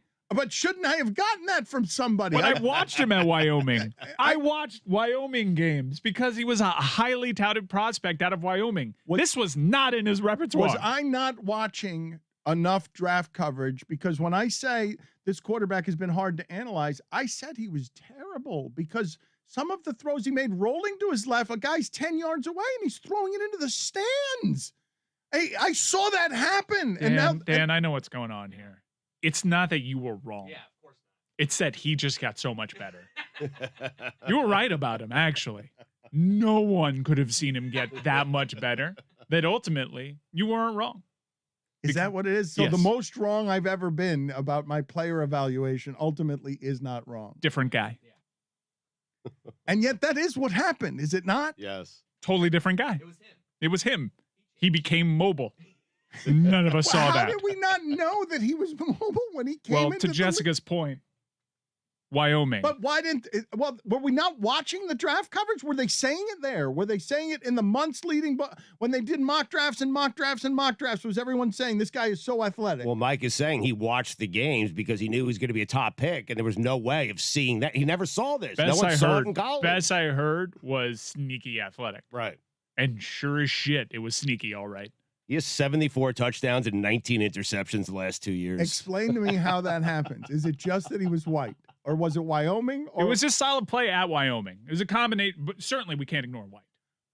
Mike, he was Dan, he's 6'5". Like, can you imagine that guy being mobile? It's like Brock Osweiler. he was completing 50% of his passes in college. He was wildly inaccurate. I'm finding a pre-draft article from 2018, which was the quarterback class that he was in, that ranked his functional mobility behind Sam Darnold, Baker Mayfield, and Josh Rosen. All right, so help me out. Did a bunch of scouts just go to Wyoming and say, "Oh, white guy, he can't run," and just go home? Now, to be fair, there were plenty of other scouts that credited his mobility. Like, mobility was in the scouting report, but like mobility is different than running threat, right? Where like he ran for 700 yards in his first season. He ran against the Dolphins in a game for like 165 yards and 2 touchdowns. Yeah, Sam Darnold and Baker Mayfield have escapability, which is and mobility. Josh Allen wasn't winning games with his feet. And at Wyoming, he was asked to win games with his arm. It was not a part of the game plan there. Do you understand what I'm admitting here beyond not wanting to admit that I was wrong? What I'm telling you is that my analysis of this person was so bad that while watching him in the pros do things that I thought were going to keep being inaccurate and reckless, and he's still reckless, I'm watching an athlete after a lifetime of watching the sport, and I can't recognize that he might be the greatest athlete at the history of the position. That I'm missing it as it's happening in front of me. I'm watching, like when I saw Michael Vick, I told you, it was like watching a power cable on the field. It was like, whoa, that guy is clearly better. But I was watching professional football and had no idea that Josh Allen was going to be one of the best athletes in the league. But why are you saying he's still reckless? He is no longer reckless. I mean, that's kind of the point. Oh right? no, he's less reckless and he had fewer turnovers, but he still fumbles and he still makes some decisions because he knows how athletic he is, where he's running around and bending over and farting the ball 20 yards near a defensive back he shouldn't be throwing. But how does he know how athletic he is? Did he not see how people were talking about him entering the league? Is he not surprised by this too? It's hard to fathom though. So you guys are not actually on the other side of this where you're like, well, I see where a lot of people got this. Oh, I'm one still wrong. not so sure about him but that's just my refusal to admit that I'm wrong. Mike, Yeah. They went to the AFC Championship No, game Woody, last year. Woody asked me the other day. I mean, He could have been MVP last year. Yeah. Like he could have been legitimately. Woody asked me the other day what I would pay Baker Mayfield. I was like, probably more than Josh Allen. He thinks Baker Mayfield is better than Josh Allen. I'm like, that's Yeah. impossible. Now, my prism is whole I'm a nightmare. Dolphins fan, and Josh Allen has slaughtered the Dolphins the last couple of seasons. But Josh Allen was great last Yeah, season. Josh Allen was Incredible. Period. Hard fantastic. stop. Like, great last Yeah. season. Leaps and bounds better than I didn't think he'd be a competent NFL quarterback. He's been leaps and bounds better than Baker Mayfield as a pro too. And not only that, Josh Allen can make plays no one in the league can make. No one. Not Lamar Jackson, not anyone. Where he's rolling to his left, breaking 3 tackles and throwing the ball sidearm. Mahomes can't do it. Right. Throwing the ball sidearm because he's so physically strong that people bounce off of him. He's super hard to tackle. He's also had one coach his entire career. He has Ken Dorsey there, who doesn't get enough credit as a guy who reshaped Cam Newton and turned him into an MVP too, taking that athletic frame. And that shouldn't be overlooked. Baker Mayfield's had like 17 coaches since he came into the league. But Dan is right. Like, people he's not alone here. People want to see more from Josh Allen. They do. It's been 2 years, but people still want to see Well, more. I think to Jess's point, it's the mistakes, right? It's mistakes in high-profile spots where you don't trust that one isn't coming when you come against the Chiefs in the AFC Championship game. Whittingham, my analysis of Josh Allen in a playoff game, throwing across his body into double coverage to a fullback in that league of precision, where the whole league's going to precision, he's making a dreadful decision, the worst mathematical decision on the field. And my response to that is, this person can't play in this league when they're valuing turnovers the way that they are. And it's just this crazy game now where all the running plays, all the pass plays of 3 yards are like running plays. It's super sophisticated. You can't turn the ball over. How the hell are you going to win with a quarterback rolling to his right in a playoff game, throwing across his body into double coverage to a fullback 50 yards away? And then they got him Stephon Diggs, and his completion percentage improved by 11 points. Yeah. One season to the next, his completion percentage improved by 11 I did not points. think that could be made competent. Never mind best in the league, competent. Like, you can't. That's moving too fast out there for you to be doing plays like that when Drew Brees is sitting there with that kind of precision on the other side. I thought that had been eradicated from the game, and what I'm telling you is they reduced it enough that he's so athletic that he can overcome, that he's reckless, because he might give you 38 or how many touchdowns did he have total last season? 37. 37 total. But there are certain mistakes that quarterbacks kind of grow out of. I mean, just to state the obvious, starting quarterback in the NFL is a job that you get better at as you get older. You stop making stupid decisions like that. Decisions. I said decisions. Chris Cody's Cody. proud. Chris Cody. Happens. It's pretty good, right, It's a Chris? silent nod of approval. I- He's giving you like the Bill Cowher chin of approval right now. Oh my God, that chin. I thought the bust could have had a bigger chin. I don't know about you, Stugotz, but Cowher's bust, it was lacking in the chin department. That was pretty exciting seeing him get into the Hall of Fame. Calvin Johnson was the one. Calvin Johnson looks like he could lead the league in receiving right now. Like, he really does.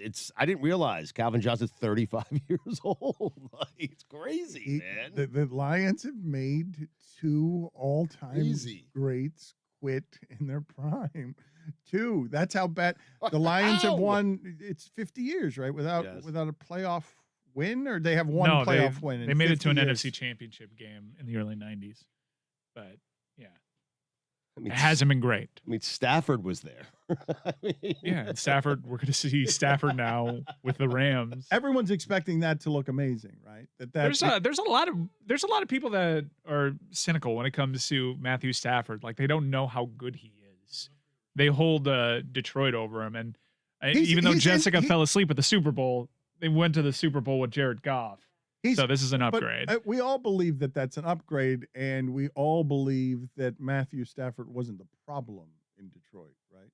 Not at all the problem. Like, there's the very number one pick that there's lived the up to very it. real possibility that Matthew Stafford is superstar great this season, because Goff was another one. Goff reminds me of Josh Allen, actually, because Goff's first year looked incompetent. Like, that guy can't play in the league. There's no way that, and then he signs one of those big contracts, and I just thought that's because McVay can do like shell game stuff that only a couple of guys in the league can do. Quarterbacks get better. They get in the right situation. They get surrounded with the right talent. I mean, all of those things are at play now with Josh Allen, them giving him help. And I guess we were taking the wrong lesson from him running 60 yards backwards and then finding a fullback. Like, not many quarterbacks could even do that. We should have been a way to try to make something out of that. To the point that you're mentioning, though, when you talk about the way quarterbacks age and the precision of aging and just how ridiculous what Tom Brady did was last year for any number of reasons. But the idea of going from some thing that you've been in all your life to total upheaval to, yeah, they got him a ton of receivers, but that's the way to age with grace. It made me think, if all this Aaron Rodgers stuff had been in, because these things before they get out, you know where your guy is with unhappiness and you know inside the building. That's why Adam Schefter said it was sources over a long time. For Aaron Rodgers to say somewhere within that, I don't want Julio Jones, but I do want Randall Cobb. Like, that to me speaks to guy getting old, wants the familiar guy who's going to be in the places I know that I need him to be because we've worked together before, versus Julio Jones was available all summer. And if you actually wanted to keep Aaron Rodgers there, that's a pretty easy way to do it, right? Yeah, it's a very easy way to do it. But maybe you don't want to do that to Julio Jones knowing you might leave in a year. You know? Oh, but you do that for Aaron Rodgers. You just got him Randall Cobb. Like, I know. if you get Julio Jones for a year, wouldn't you have done that? Gotta say, terrible judgment from Aaron Rodgers.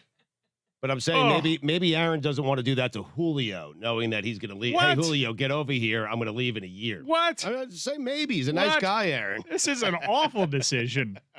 But Julio he Jones will is- do it to Randall Cobb. It's his weird. old friend. I don't care His about friend. This is an that. awful He made decision. Cobb, I mean. This was a thing? I'm just learning this. He said no to Julio Jones? Why? I'm not saying he said no to Julio Jones. I'm assuming that if Aaron Rodgers was unhappy all summer and a receiver would have solved it, that the Packers would have aggressively gone after Julio Jones because they would have known before we did how unhappy Aaron Rodgers was.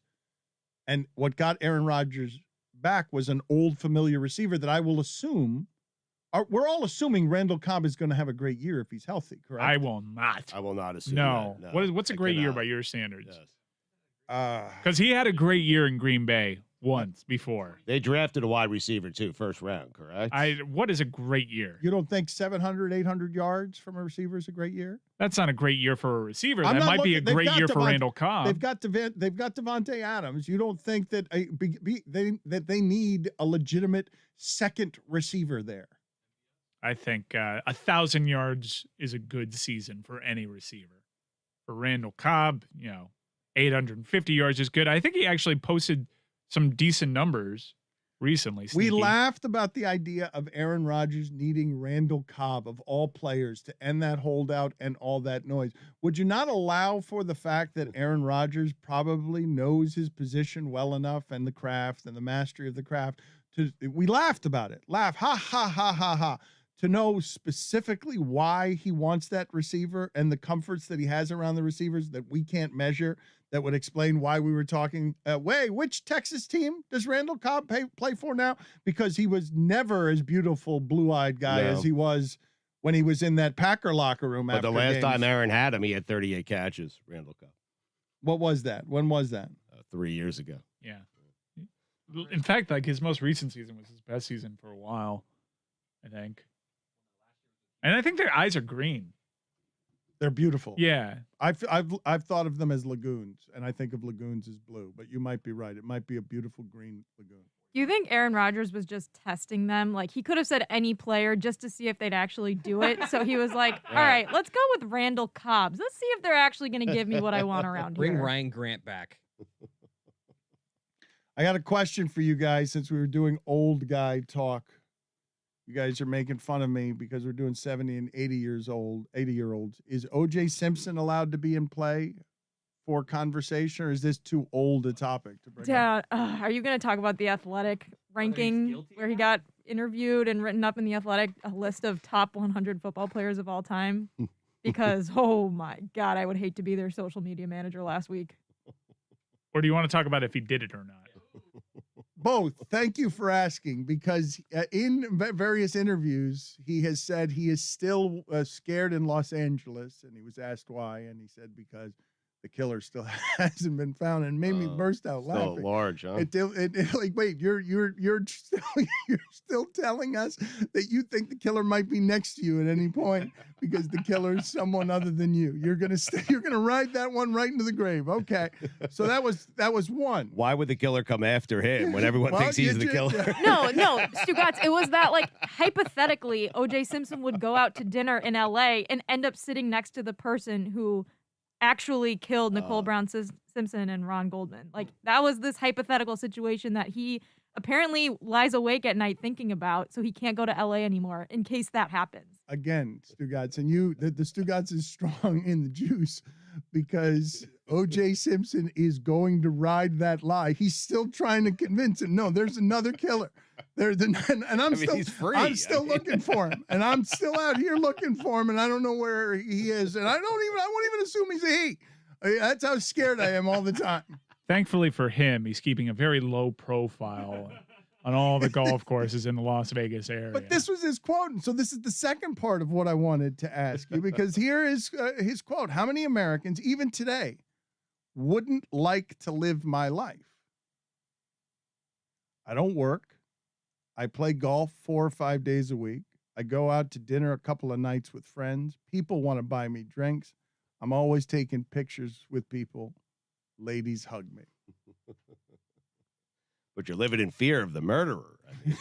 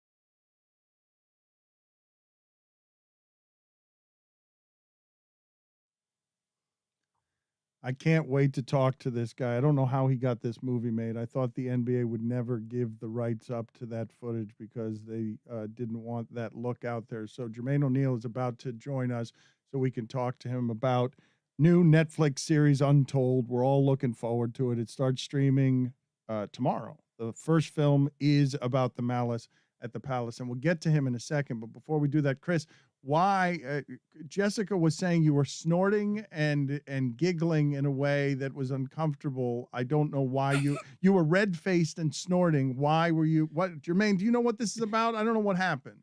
Well, before we went on here, you said hello to Jermaine, but I don't believe he heard you because you did it in the most old way possible. You said hello to him through a Zoom. You're like, hello, Jermaine, good to see you. And we're like, Dan, he can't hear you. The mic's not on. It was just a really old moment for you, and I really enjoyed it. Thank you, Jermaine, for taking my vulnerability and laughing. You found that as awkward as everyone else did, that I was waving to you on the Hello, Zoom. Jermaine.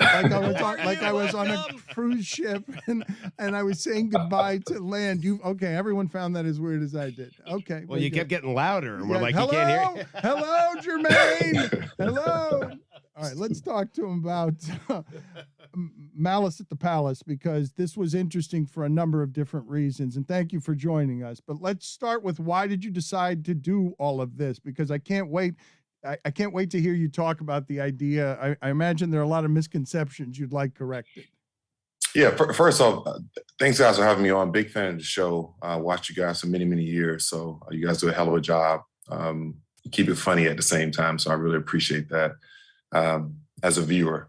But honestly, I looked to do this film for about 10 years. What I wanted to do, I sat in front of many directors and many producers about trying to figure out a way to tell a story that has not really been told, but had been told, if you know what I'm saying, right? You got these people that are taking, they took, shots at it and tried to figure out how to, tell the story without having all the people involved. For me, I wanted to tell the story not to the avid NBA fan, but to the people that I'm running into in boardrooms and meetings that have a lot of questions about what happened or perception about what happened because of the narrative that was created. And I also wanted to be able to tell the story that didn't alienate people like the NBA, who's been so phenomenal to myself and my family. Being given the opportunity to play in that league, which very few gets. You don't want to take that for granted, and you damn sure don't want to burn any bridges trying to tell the story. So I gotta say thank you to Netflix, the Way brothers, the director Floyd Russ, who did an unbelievable job on accomplishing all the goals that were set on this doc. And the reason behind me wanting to do it, because I'm just, quite frankly, tired of talking about it. These anniversaries every single year really, pokes at me.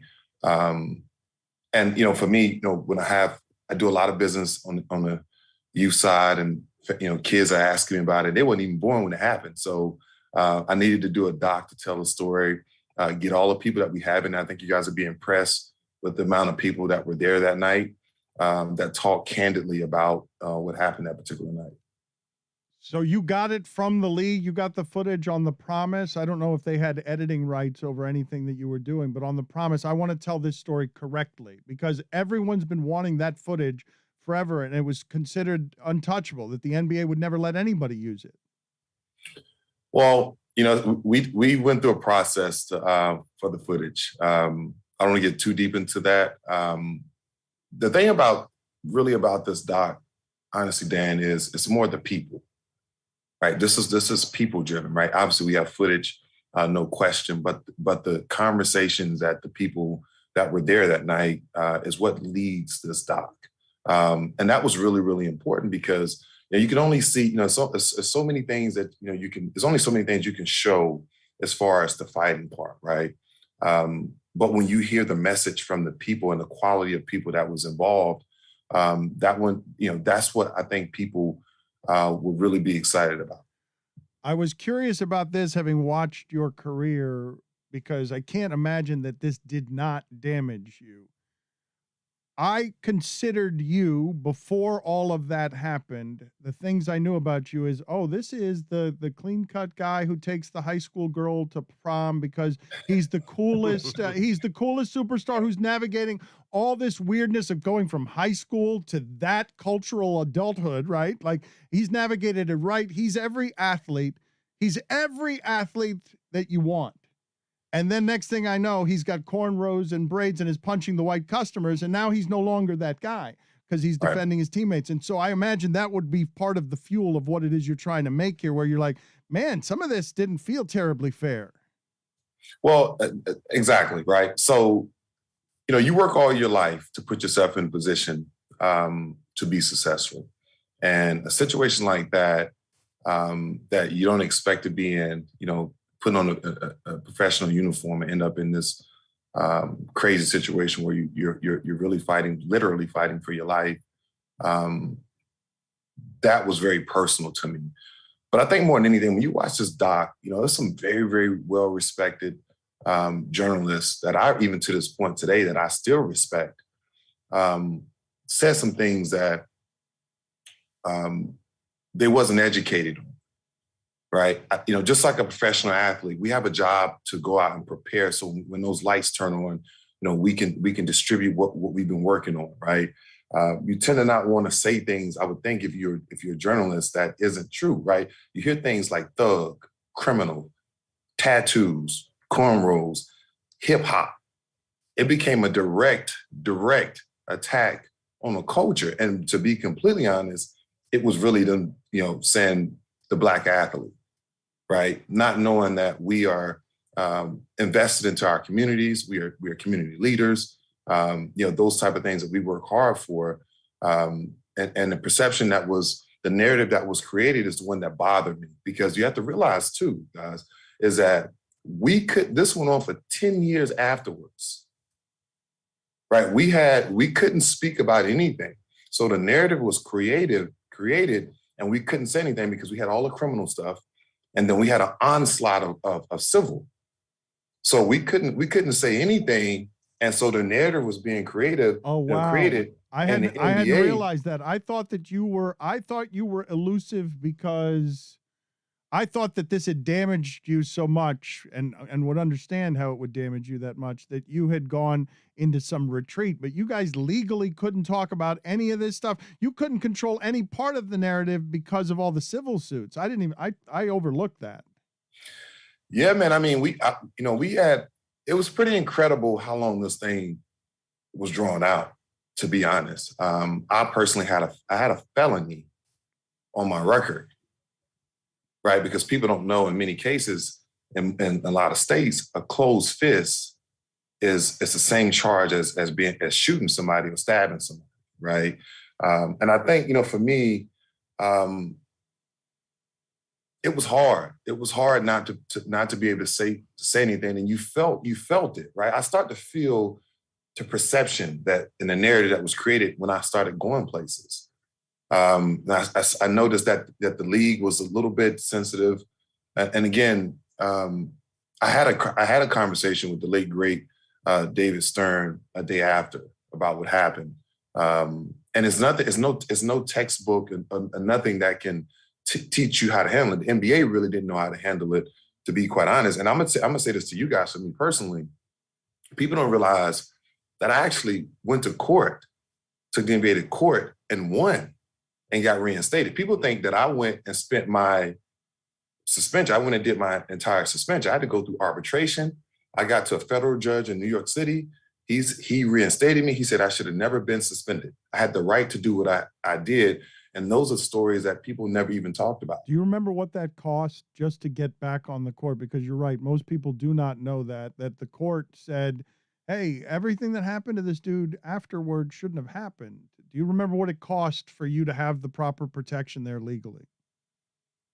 When you say proper protection, what do you mean? Just for people to guide you through the process of all of this. There's so much legal crap here, and you decide, I'm going to fight the league. it felt to me, Jermaine, like you became this one act. You became you changed overnight, right, in public perception because of what happened here. And now you go 10 years and you're not able to talk about it. And on top of that, you got to fight your own league to get back into the league because to them, you've become that too. They had Ron Artest out selling CDs after the fight and looking ridiculous. And you weren't about any of those things, but you got dragged into it. Yeah, honestly, so it did cost a lot. To me, the money part doesn't necessarily. I mean, we know what I lost on the court, and the legal fees. Like I said, it went 10 years afterwards. So we had a lot, to do. But to me, it's not even about that, Dan. Right? Really, this doc, it's my opportunity to tell my side. It's the opportunity to tell the general public about that particular night. People don't even realize that we were in that gym for over 10 minutes before the first police officer came. This is during the brawl, right? People don't realize that. People don't realize that even when it came, when the help came, finally got there, we were the ones that were about to get pepper sprayed, right? And so the idea of just painting the picture for that night and telling a candid story, and then you can go off and you can have whatever narrative that you want to, come up with, then that's fine, right? But it was important for me to say what I said because you hit around the head, Dan. Like I never got an opportunity to talk about it. I was irritated like hell every year during the anniversary. That's why I wouldn't come on camera to talk about it. But I'm just right now. I want to get away from it.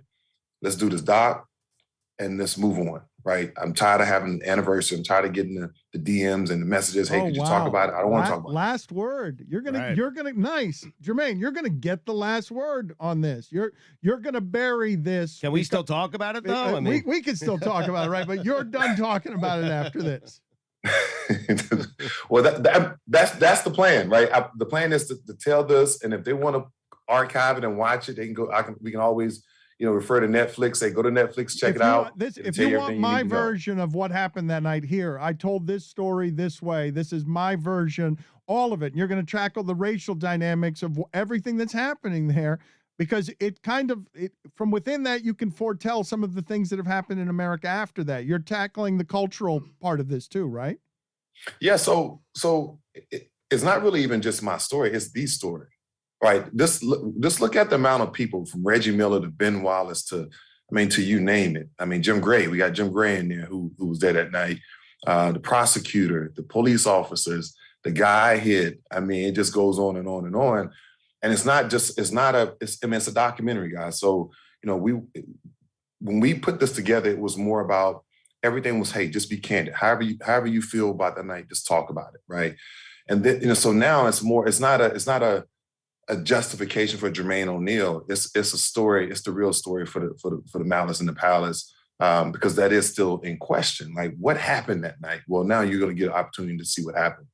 Jermaine, in terms of all the unfair things that were said after that night, which one bothers you the most?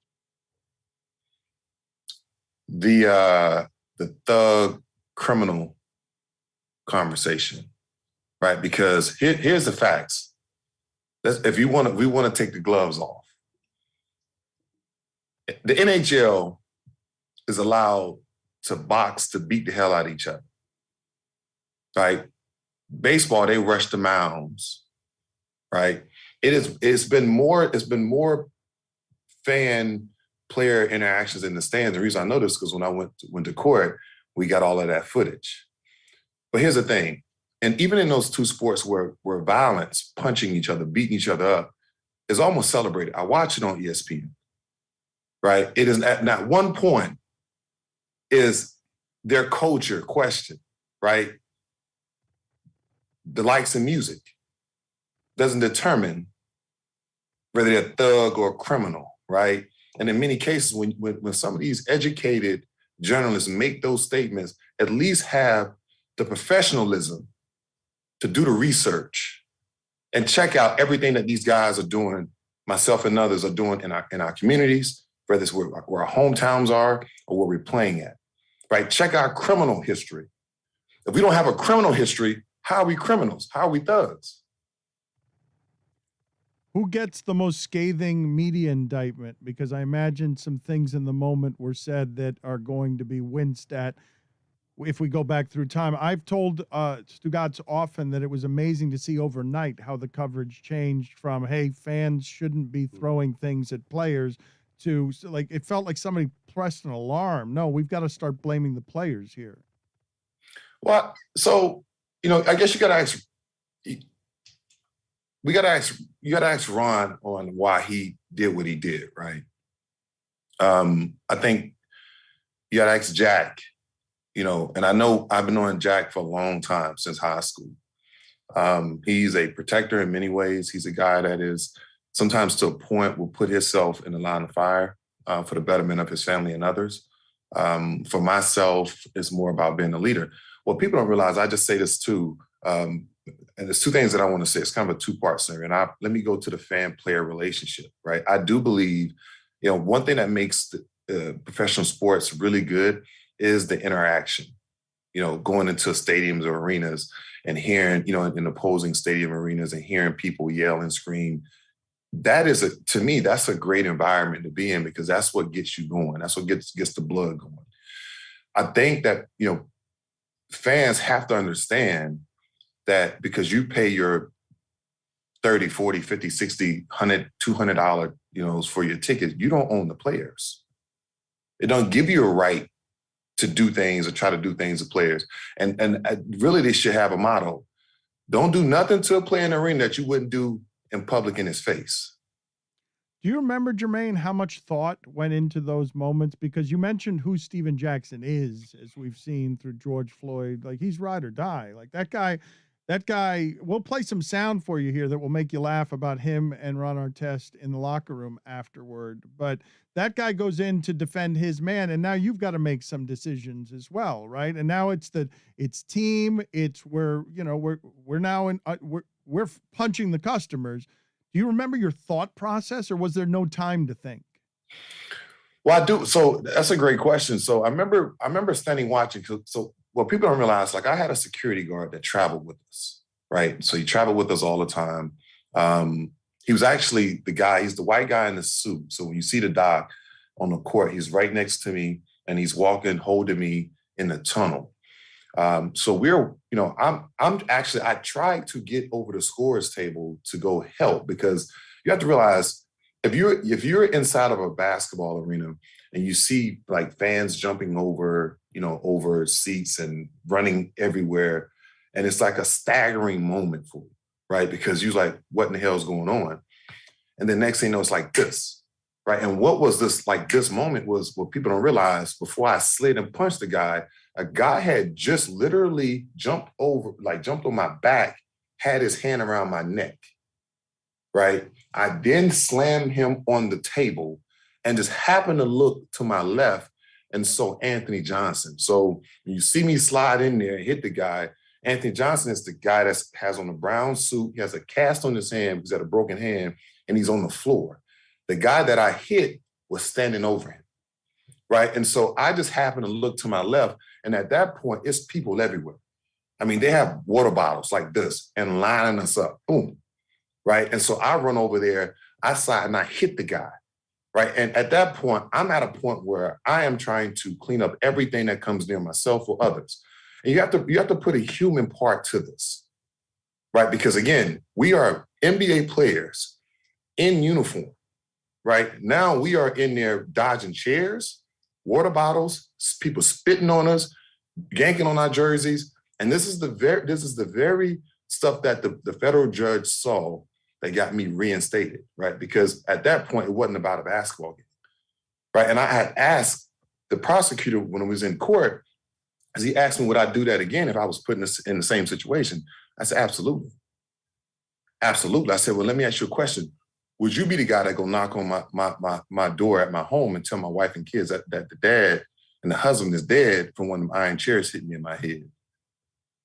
It's a real thing, right? It's a human part that you got to protect yourself and others. And that's part of being a leader as well. It's part of being a leader. Right, you willing to sacrifice everything to get yourself and others out of a situation that has no protection. I love how much stronger this has made you. Like, you don't. I imagine there was a time where you would be a little afraid to talk about this, but now it's pretty cool to hear, because it sounds like it was pretty awful for you. You know what? It was awful for me. But honestly, I keep going back to my league. I'm very sensitive towards the brotherhood. It was people in an entire league drug into something that they had nothing to do with, right? And so that was personal to me. I had a great relationship with David and the league, and to this day, Adams is phenomenal. So my feelings was hurt about that, right? My feelings was really hurt about that. I watched what it did to the Indiana Pacers, and even to a point, that relationship was broken a little bit because the Pacers wasn't able to really speak much about it. I just think that it was so toxic that it was better just to get away from it. And I understood it. I understood it's a bottom line business, right? That's what's most important to our owners and to our league. But I felt like over a period of years, it could have been something said, right? Not just, hey, throw the guys out there. And I just really speak for myself. Like nothing was ever said. It's like, okay, well, we're done with it, right? And that's the only sensitive part that I have. And then I gotta say this, because I know you mentioned about Jack and the Ron statement in the locker room. So it's been documented quite a bit about my relationship with Ron Artest over the years. And the maturity of us as people on a year-to-year basis is pretty amazing. Get an opportunity to learn more, be more, do more, and view things a lot better. One thing that I was very uneducated about was mental health. Right. Back then, nobody was really talking about it. Today, it's like on every front page, right? The Olympics was filled with that, right? And so back then, like if you talk about mental health, or basically you're saying somebody's crazy, that's the end of somebody's career, right? Like the person they're saying is crazy, right? And so I thought the Pacers did a phenomenal job on keeping that quiet, because we knew that Ron had a psychiatrist that was with him at all times, practices, home games, on the plane with us, in the hotels with us, right? All the time. But we did not know what that meant, right? The diagnosis of what that was. And I took it as he was quitting on us. He wasn't showing up. He wasn't, he's rapping 1 minute. He was at the Source Awards 1 minute. Like, it was just like, it was an incredible divide. And I was really angry towards him a lot. But I wasn't, and I had to apologize to him because we had our first sit-down conversation. I'm talking about from the brawl, that night of the brawl, to 2 years ago. Didn't have a conversation with Ron until 2 years ago. And we sat down and had lunch together and was able to talk it through. And I apologized to him for not understanding what he had to deal with on a day-to-day basis. Jermaine O'Neal with us. We'll get you out of here in a second. Check out the new Netflix series, Untold, which starts streaming tomorrow, August 10th. I've wanted to ask you this forever, or anyone associated with that night forever. What was Tinsley doing with the dustpan? You know what? I don't know. I mean, it's still untold. Okay, it's still untold. Yeah. Well, all right, we're going to have you on again and do another documentary on just what was Tinsley doing with the dustpan, because you have reported the hell out of this story, but you don't know what he was doing. He does have to get out of here. So how long is that sound, Mike, on Steven Jackson? Because I want to find the funny. Let's just find some funny here. There has to be. You got to get out of here on a funny story. Here's Steven Jackson telling the story of the locker room right after that. Right after the brawl, we're in the locker room. So we're sitting there, legs all scratched up from hopping over the bleachers, our adrenaline pump, because we done laid a couple people out. We feeling like we did something, you know what I mean? We all sit back, and Ron Artest, a.k.a. Metal World Peace, leans back and look at Jamal Artest and asks us, do you think we're going to get in trouble? I say, Ron, trouble? You lucky we still have a job. Ron said it. Ron said it. But it goes with what I just said. Like, you don't know what you don't know about his struggle until you And he spoke incredibly well on this doc about it. He said some things that I had never heard before. And I think you can start, actually putting it together when you watch the doc. And it was a bananas moment when he said that, because I went crazy once he said it. It was like, well, your eyes open, right? You just realize I've been wrong this whole time. He was traveling with a therapist because they were doing everything they could to whatever was happening with his brain chemistry and everything else to get him on the court. And it was just misunderstood back then. And you had no access to it. You probably just thought he was being a dipshit, irresponsible. Yeah, no question at the time. No question. And I was trying to fight it. Like, I rushed him. We talk about it on the doc, and the team had to jump on me and grab me. The thing that I think you guys should pay attention to when Ron talks about his 5 count, right? When you look at the whole process of him getting into it with Ben Wallace, and then Ben Wallace, him going and laying on the scores table, he was actually doing his 5 count, right? Of trying to get his mind back together. Ben kept throwing things. He popped up. He was about to go, and then he kind of sat back down. And then when the cup hit him, and I would tell you, the guy that threw the cup, he chose the wrong occupation. He should have been some sort of pitcher or something, because the accuracy that man had from that distance was impeccable.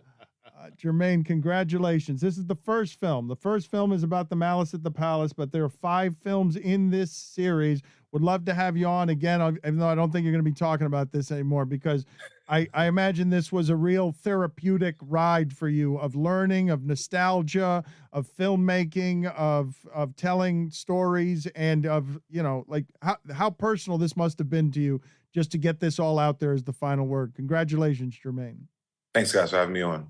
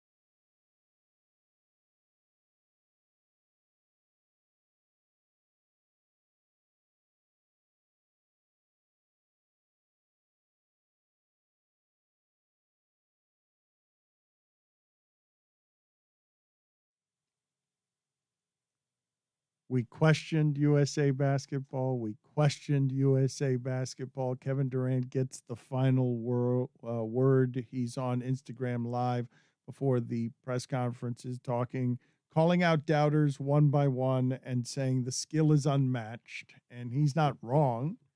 The skill is unmatched. What I love is Draymond going on the trash talking circuit. He had 0 points in the game and more fouls than rebounds. What he does, though. But him 0 points in the game, played 16 minutes, and no one's talking more shit or being more American or American basketball than Draymond Green. That is right there. That. It's JaVale McGee as a champion. That team existed solely for us to get interested when it lost. Because that's where they are with expectations. Win it all or we will yell at you. The world is catching up because they beat you in preliminary rounds, but then they win the whole thing and they go back and beat France. There are people, myself included, who did not think they won by enough. I mean, I know they won the gold, but you got to beat France by more than that, don't you? It's Evan Fournier. Come on. I think they get to win today. I think Draymond Green gets to run around and gloat, even though he had 0 points and more fouls. Maybe it was assists. I don't know, but he didn't have very much of a stat line. And no one in the universe talked more shit. It's like everyone was watching. Well, are you guys going to lose or not? Are you right? That's at this point. Like we know we're the best, and we know that we're slightly less the best than we used to be. But you're watching to see if they lose. It's not necessarily that you want them to lose, but are they going to lose so that we can rail about finally it's over? It's the gap has closed totally. Luka's pretty good too. We're going to allow some of these foreign guys to be pretty good too. I'm looking for Draymond's box score right now because I want to make sure we got this right. It's important that we be fair to him. He had 0 points, Dan. He had 5 assists. He had 2 steals. He didn't take a single shot. No shots taken. We are remiss if we do not mention that Lionel Messi, one of the great athletes in the history of soccer and in sports today. Why am I explaining who he is to people? Yeah, no, I think people know. Need I say more? Is all you need to say after that? We got to chuckle. I should have said that. We got to chuckle out of that, but I also got to chuckle out of seeing Chris Whittingham get set for a nice Lionel Messi discussion. Mike literally goes, "Here we go," and they both straightened up in their chairs, like shook out their shoulders, like, "Oh, we're talking soccer." Oh, I'm sorry. You guys finally feel like getting around to the sports story around the globe that is resonating right now. Cool. I straightened a tie that doesn't exist. That exactly. I felt like I just saw Mike physically put on a seatbelt.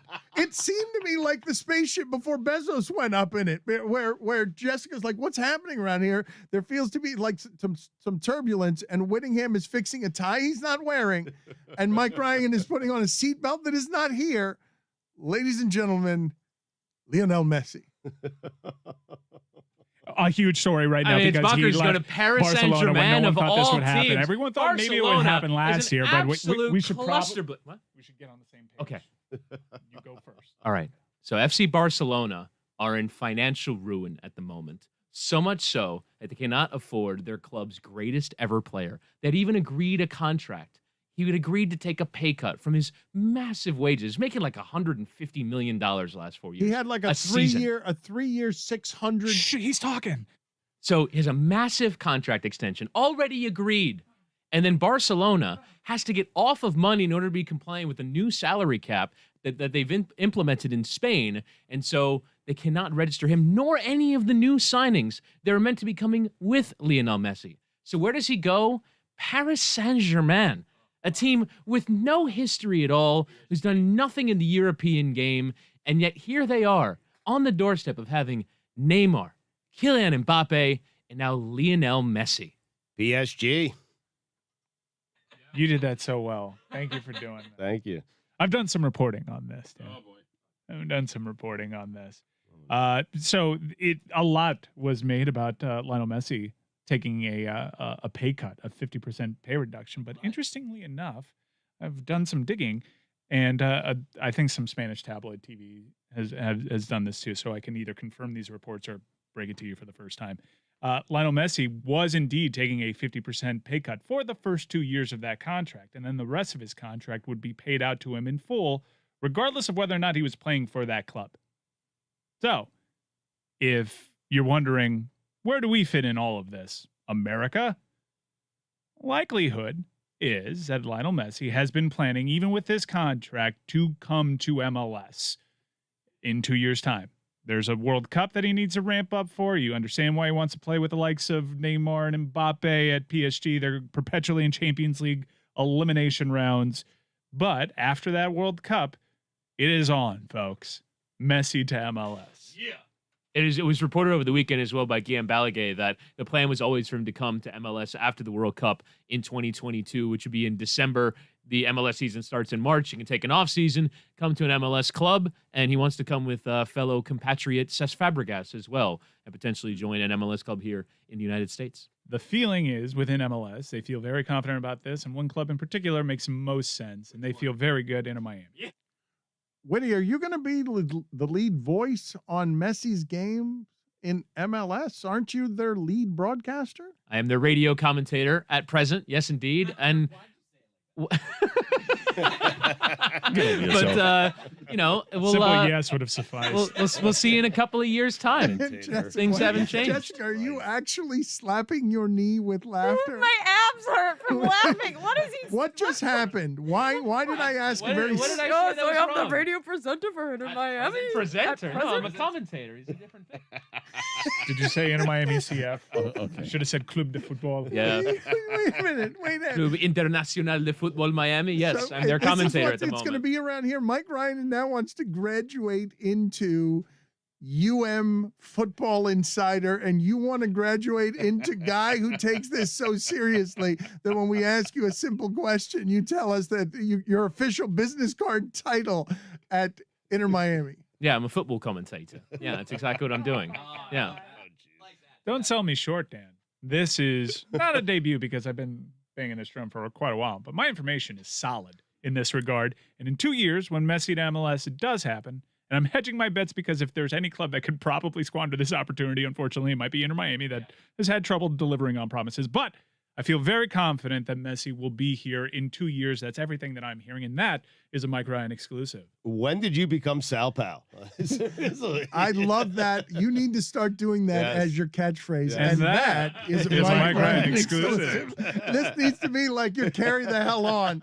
If you want this lane, if you actually want this lane as Insider and Soccer Insider, because it should be noted for the record that Mike Ryan has been trying to navigate some of these slalom courses. Mike Ryan, if you're not familiar, was doing a podcast. There was a great degree of difficulty to make this not sound like bartered content when you're trying to do journalism on a Chelsea-sponsored podcast that is no longer with us. But Mike Ryan and Whittingham provided a great service for American soccer fans starved for information, covering specifically a wonderful Chelsea season. And now that podcast, I don't know what you wanted to say about that, Mike, but people care about that podcast and people care about Chelsea and soccer care about that podcast. What can you say publicly about that podcast no longer being? Can you say podcast a couple of more times before I a say little it? faster. Yeah. Chelsea Mic'd Up has an interesting legacy. It's one of the biggest soccer podcasts in the history of this country, according to Chartable. It's a shame to see it go. We're really proud of the work that we did over the last 2.5 years on it. Unfortunately, we couldn't come to terms with the club. We still hope to work with the club in some capacity. I'm very sad to see it go. Yes, you're right. It was essentially brokered programming. It didn't look or feel like it. Yeah, no, and that's to the credit of Chelsea and to Chris Whittingham, who was in many ways the neutral observer. That wasn't just a label that we put on him, but he gave us a lot of credibility. I'm really sad to see it go. The hope is that we can continue working with Chelsea in some form or fashion. But if it's at an end, that's a hell of a way to end the run with a Champions League trophy. That's pretty great. You retire on top, you and the commentator, the presenter. I have a question for you guys. Messi at 37 years of age coming to Miami. Is it that big of a deal? And how much would Miami pay him to come here? Well, the paying is tough because the current MLS salary structure, like the top earner in the league is like at $7 million a year. Messi at PSG is going to make $40 million a year. So I don't know how they bridge that gap. They usually do so with commercial deals that aren't his actual salary. Adidas is how they'll bridge that gap. Right. But in terms of it's a big deal, like MLS is actually moving away from this model of bringing over, the big figures in European soccer at the very end because they come here and kind of stink. But Lionel Messi's a completely different ballgame. There's two players in the world that are completely different ballgame. It's Lionel Messi and it's Cristiano Ronaldo. If they want to come to your league at 77, you take them. It's so Miami though to try and fix. That would be great. You're right. Yes, 77. trailing a dialysis machine, And it will still be the primetime game on Yes. ESPN. Yes. Like that will be the temple attraction. want to see that. El Trafico with Messi and with a senile Messi and senile really, Chris Ronaldo. Cody has one of Yes. them using a walker with tennis Tennis balls, on yes. the bottom. That shit will put up a number till they're 88. So what, trying to get a header? How do you imagine this happens, Chris? As one of them is trailing a dialysis I want to know machine. what Ronaldo looks like at 77, by the way. It's better than I do now. No, well, because there's one eyebrow that's stuck really high on him right now. Are you alleging a lot of surgeries? There's been some work done with Cristiano Ronaldo, and I don't know if it's like a George Hamilton type of look that we're going for here with Cristiano Ronaldo at 77. Is that another dated reference for us? It is indeed. George Yeah, Hamilton. George He was Hamilton. the suntan colonel, kids, for the Yes. KFC commercials. Not only is it dated reference, I'm pretty sure that what you just pantomimed was placing someone's eyebrow on the top of their skull. It's getting a little creepy with Cristiano. How much surgery? How much work has he had Whoa, done? no, it's just now what's- that you're freed from the bartered programming, can you speak freely? well, yeah. Well, since he's not the one that's linked to Inter Miami, I'm going to say he's pumping a lot of stuff into that face. A lot. Yeah, if you look at a picture of him when he first burst onto the scene in Portugal, he looks like a different human being. Chris, put it on the poll, please, at Le Batard Show. Is Ronaldo stuffing a lot of stuff into that face? At Le Batard Show. This is exciting. A very shiny object for Miami. It's such a 2 years from no, but now, it's such though. a Miami move, though. Let's do everything wrong, and we'll all cash in at the end on Messi, on the last remnants of Messi. Let's do every single thing wrong, And be rewarded. and at with the that. very end, we'll get the greatest player ever. Why? Because we deserve it. Because we're so great. We're Miami. And Beckham's been tending to that relationship. This has always been the plan with Inter Miami. They were certainly hoping for more on-field success. And a Dan, out of the stadium. basement of the Eastern Conference last night, big victory over Nashville SC into 12th in the East. Out of 14.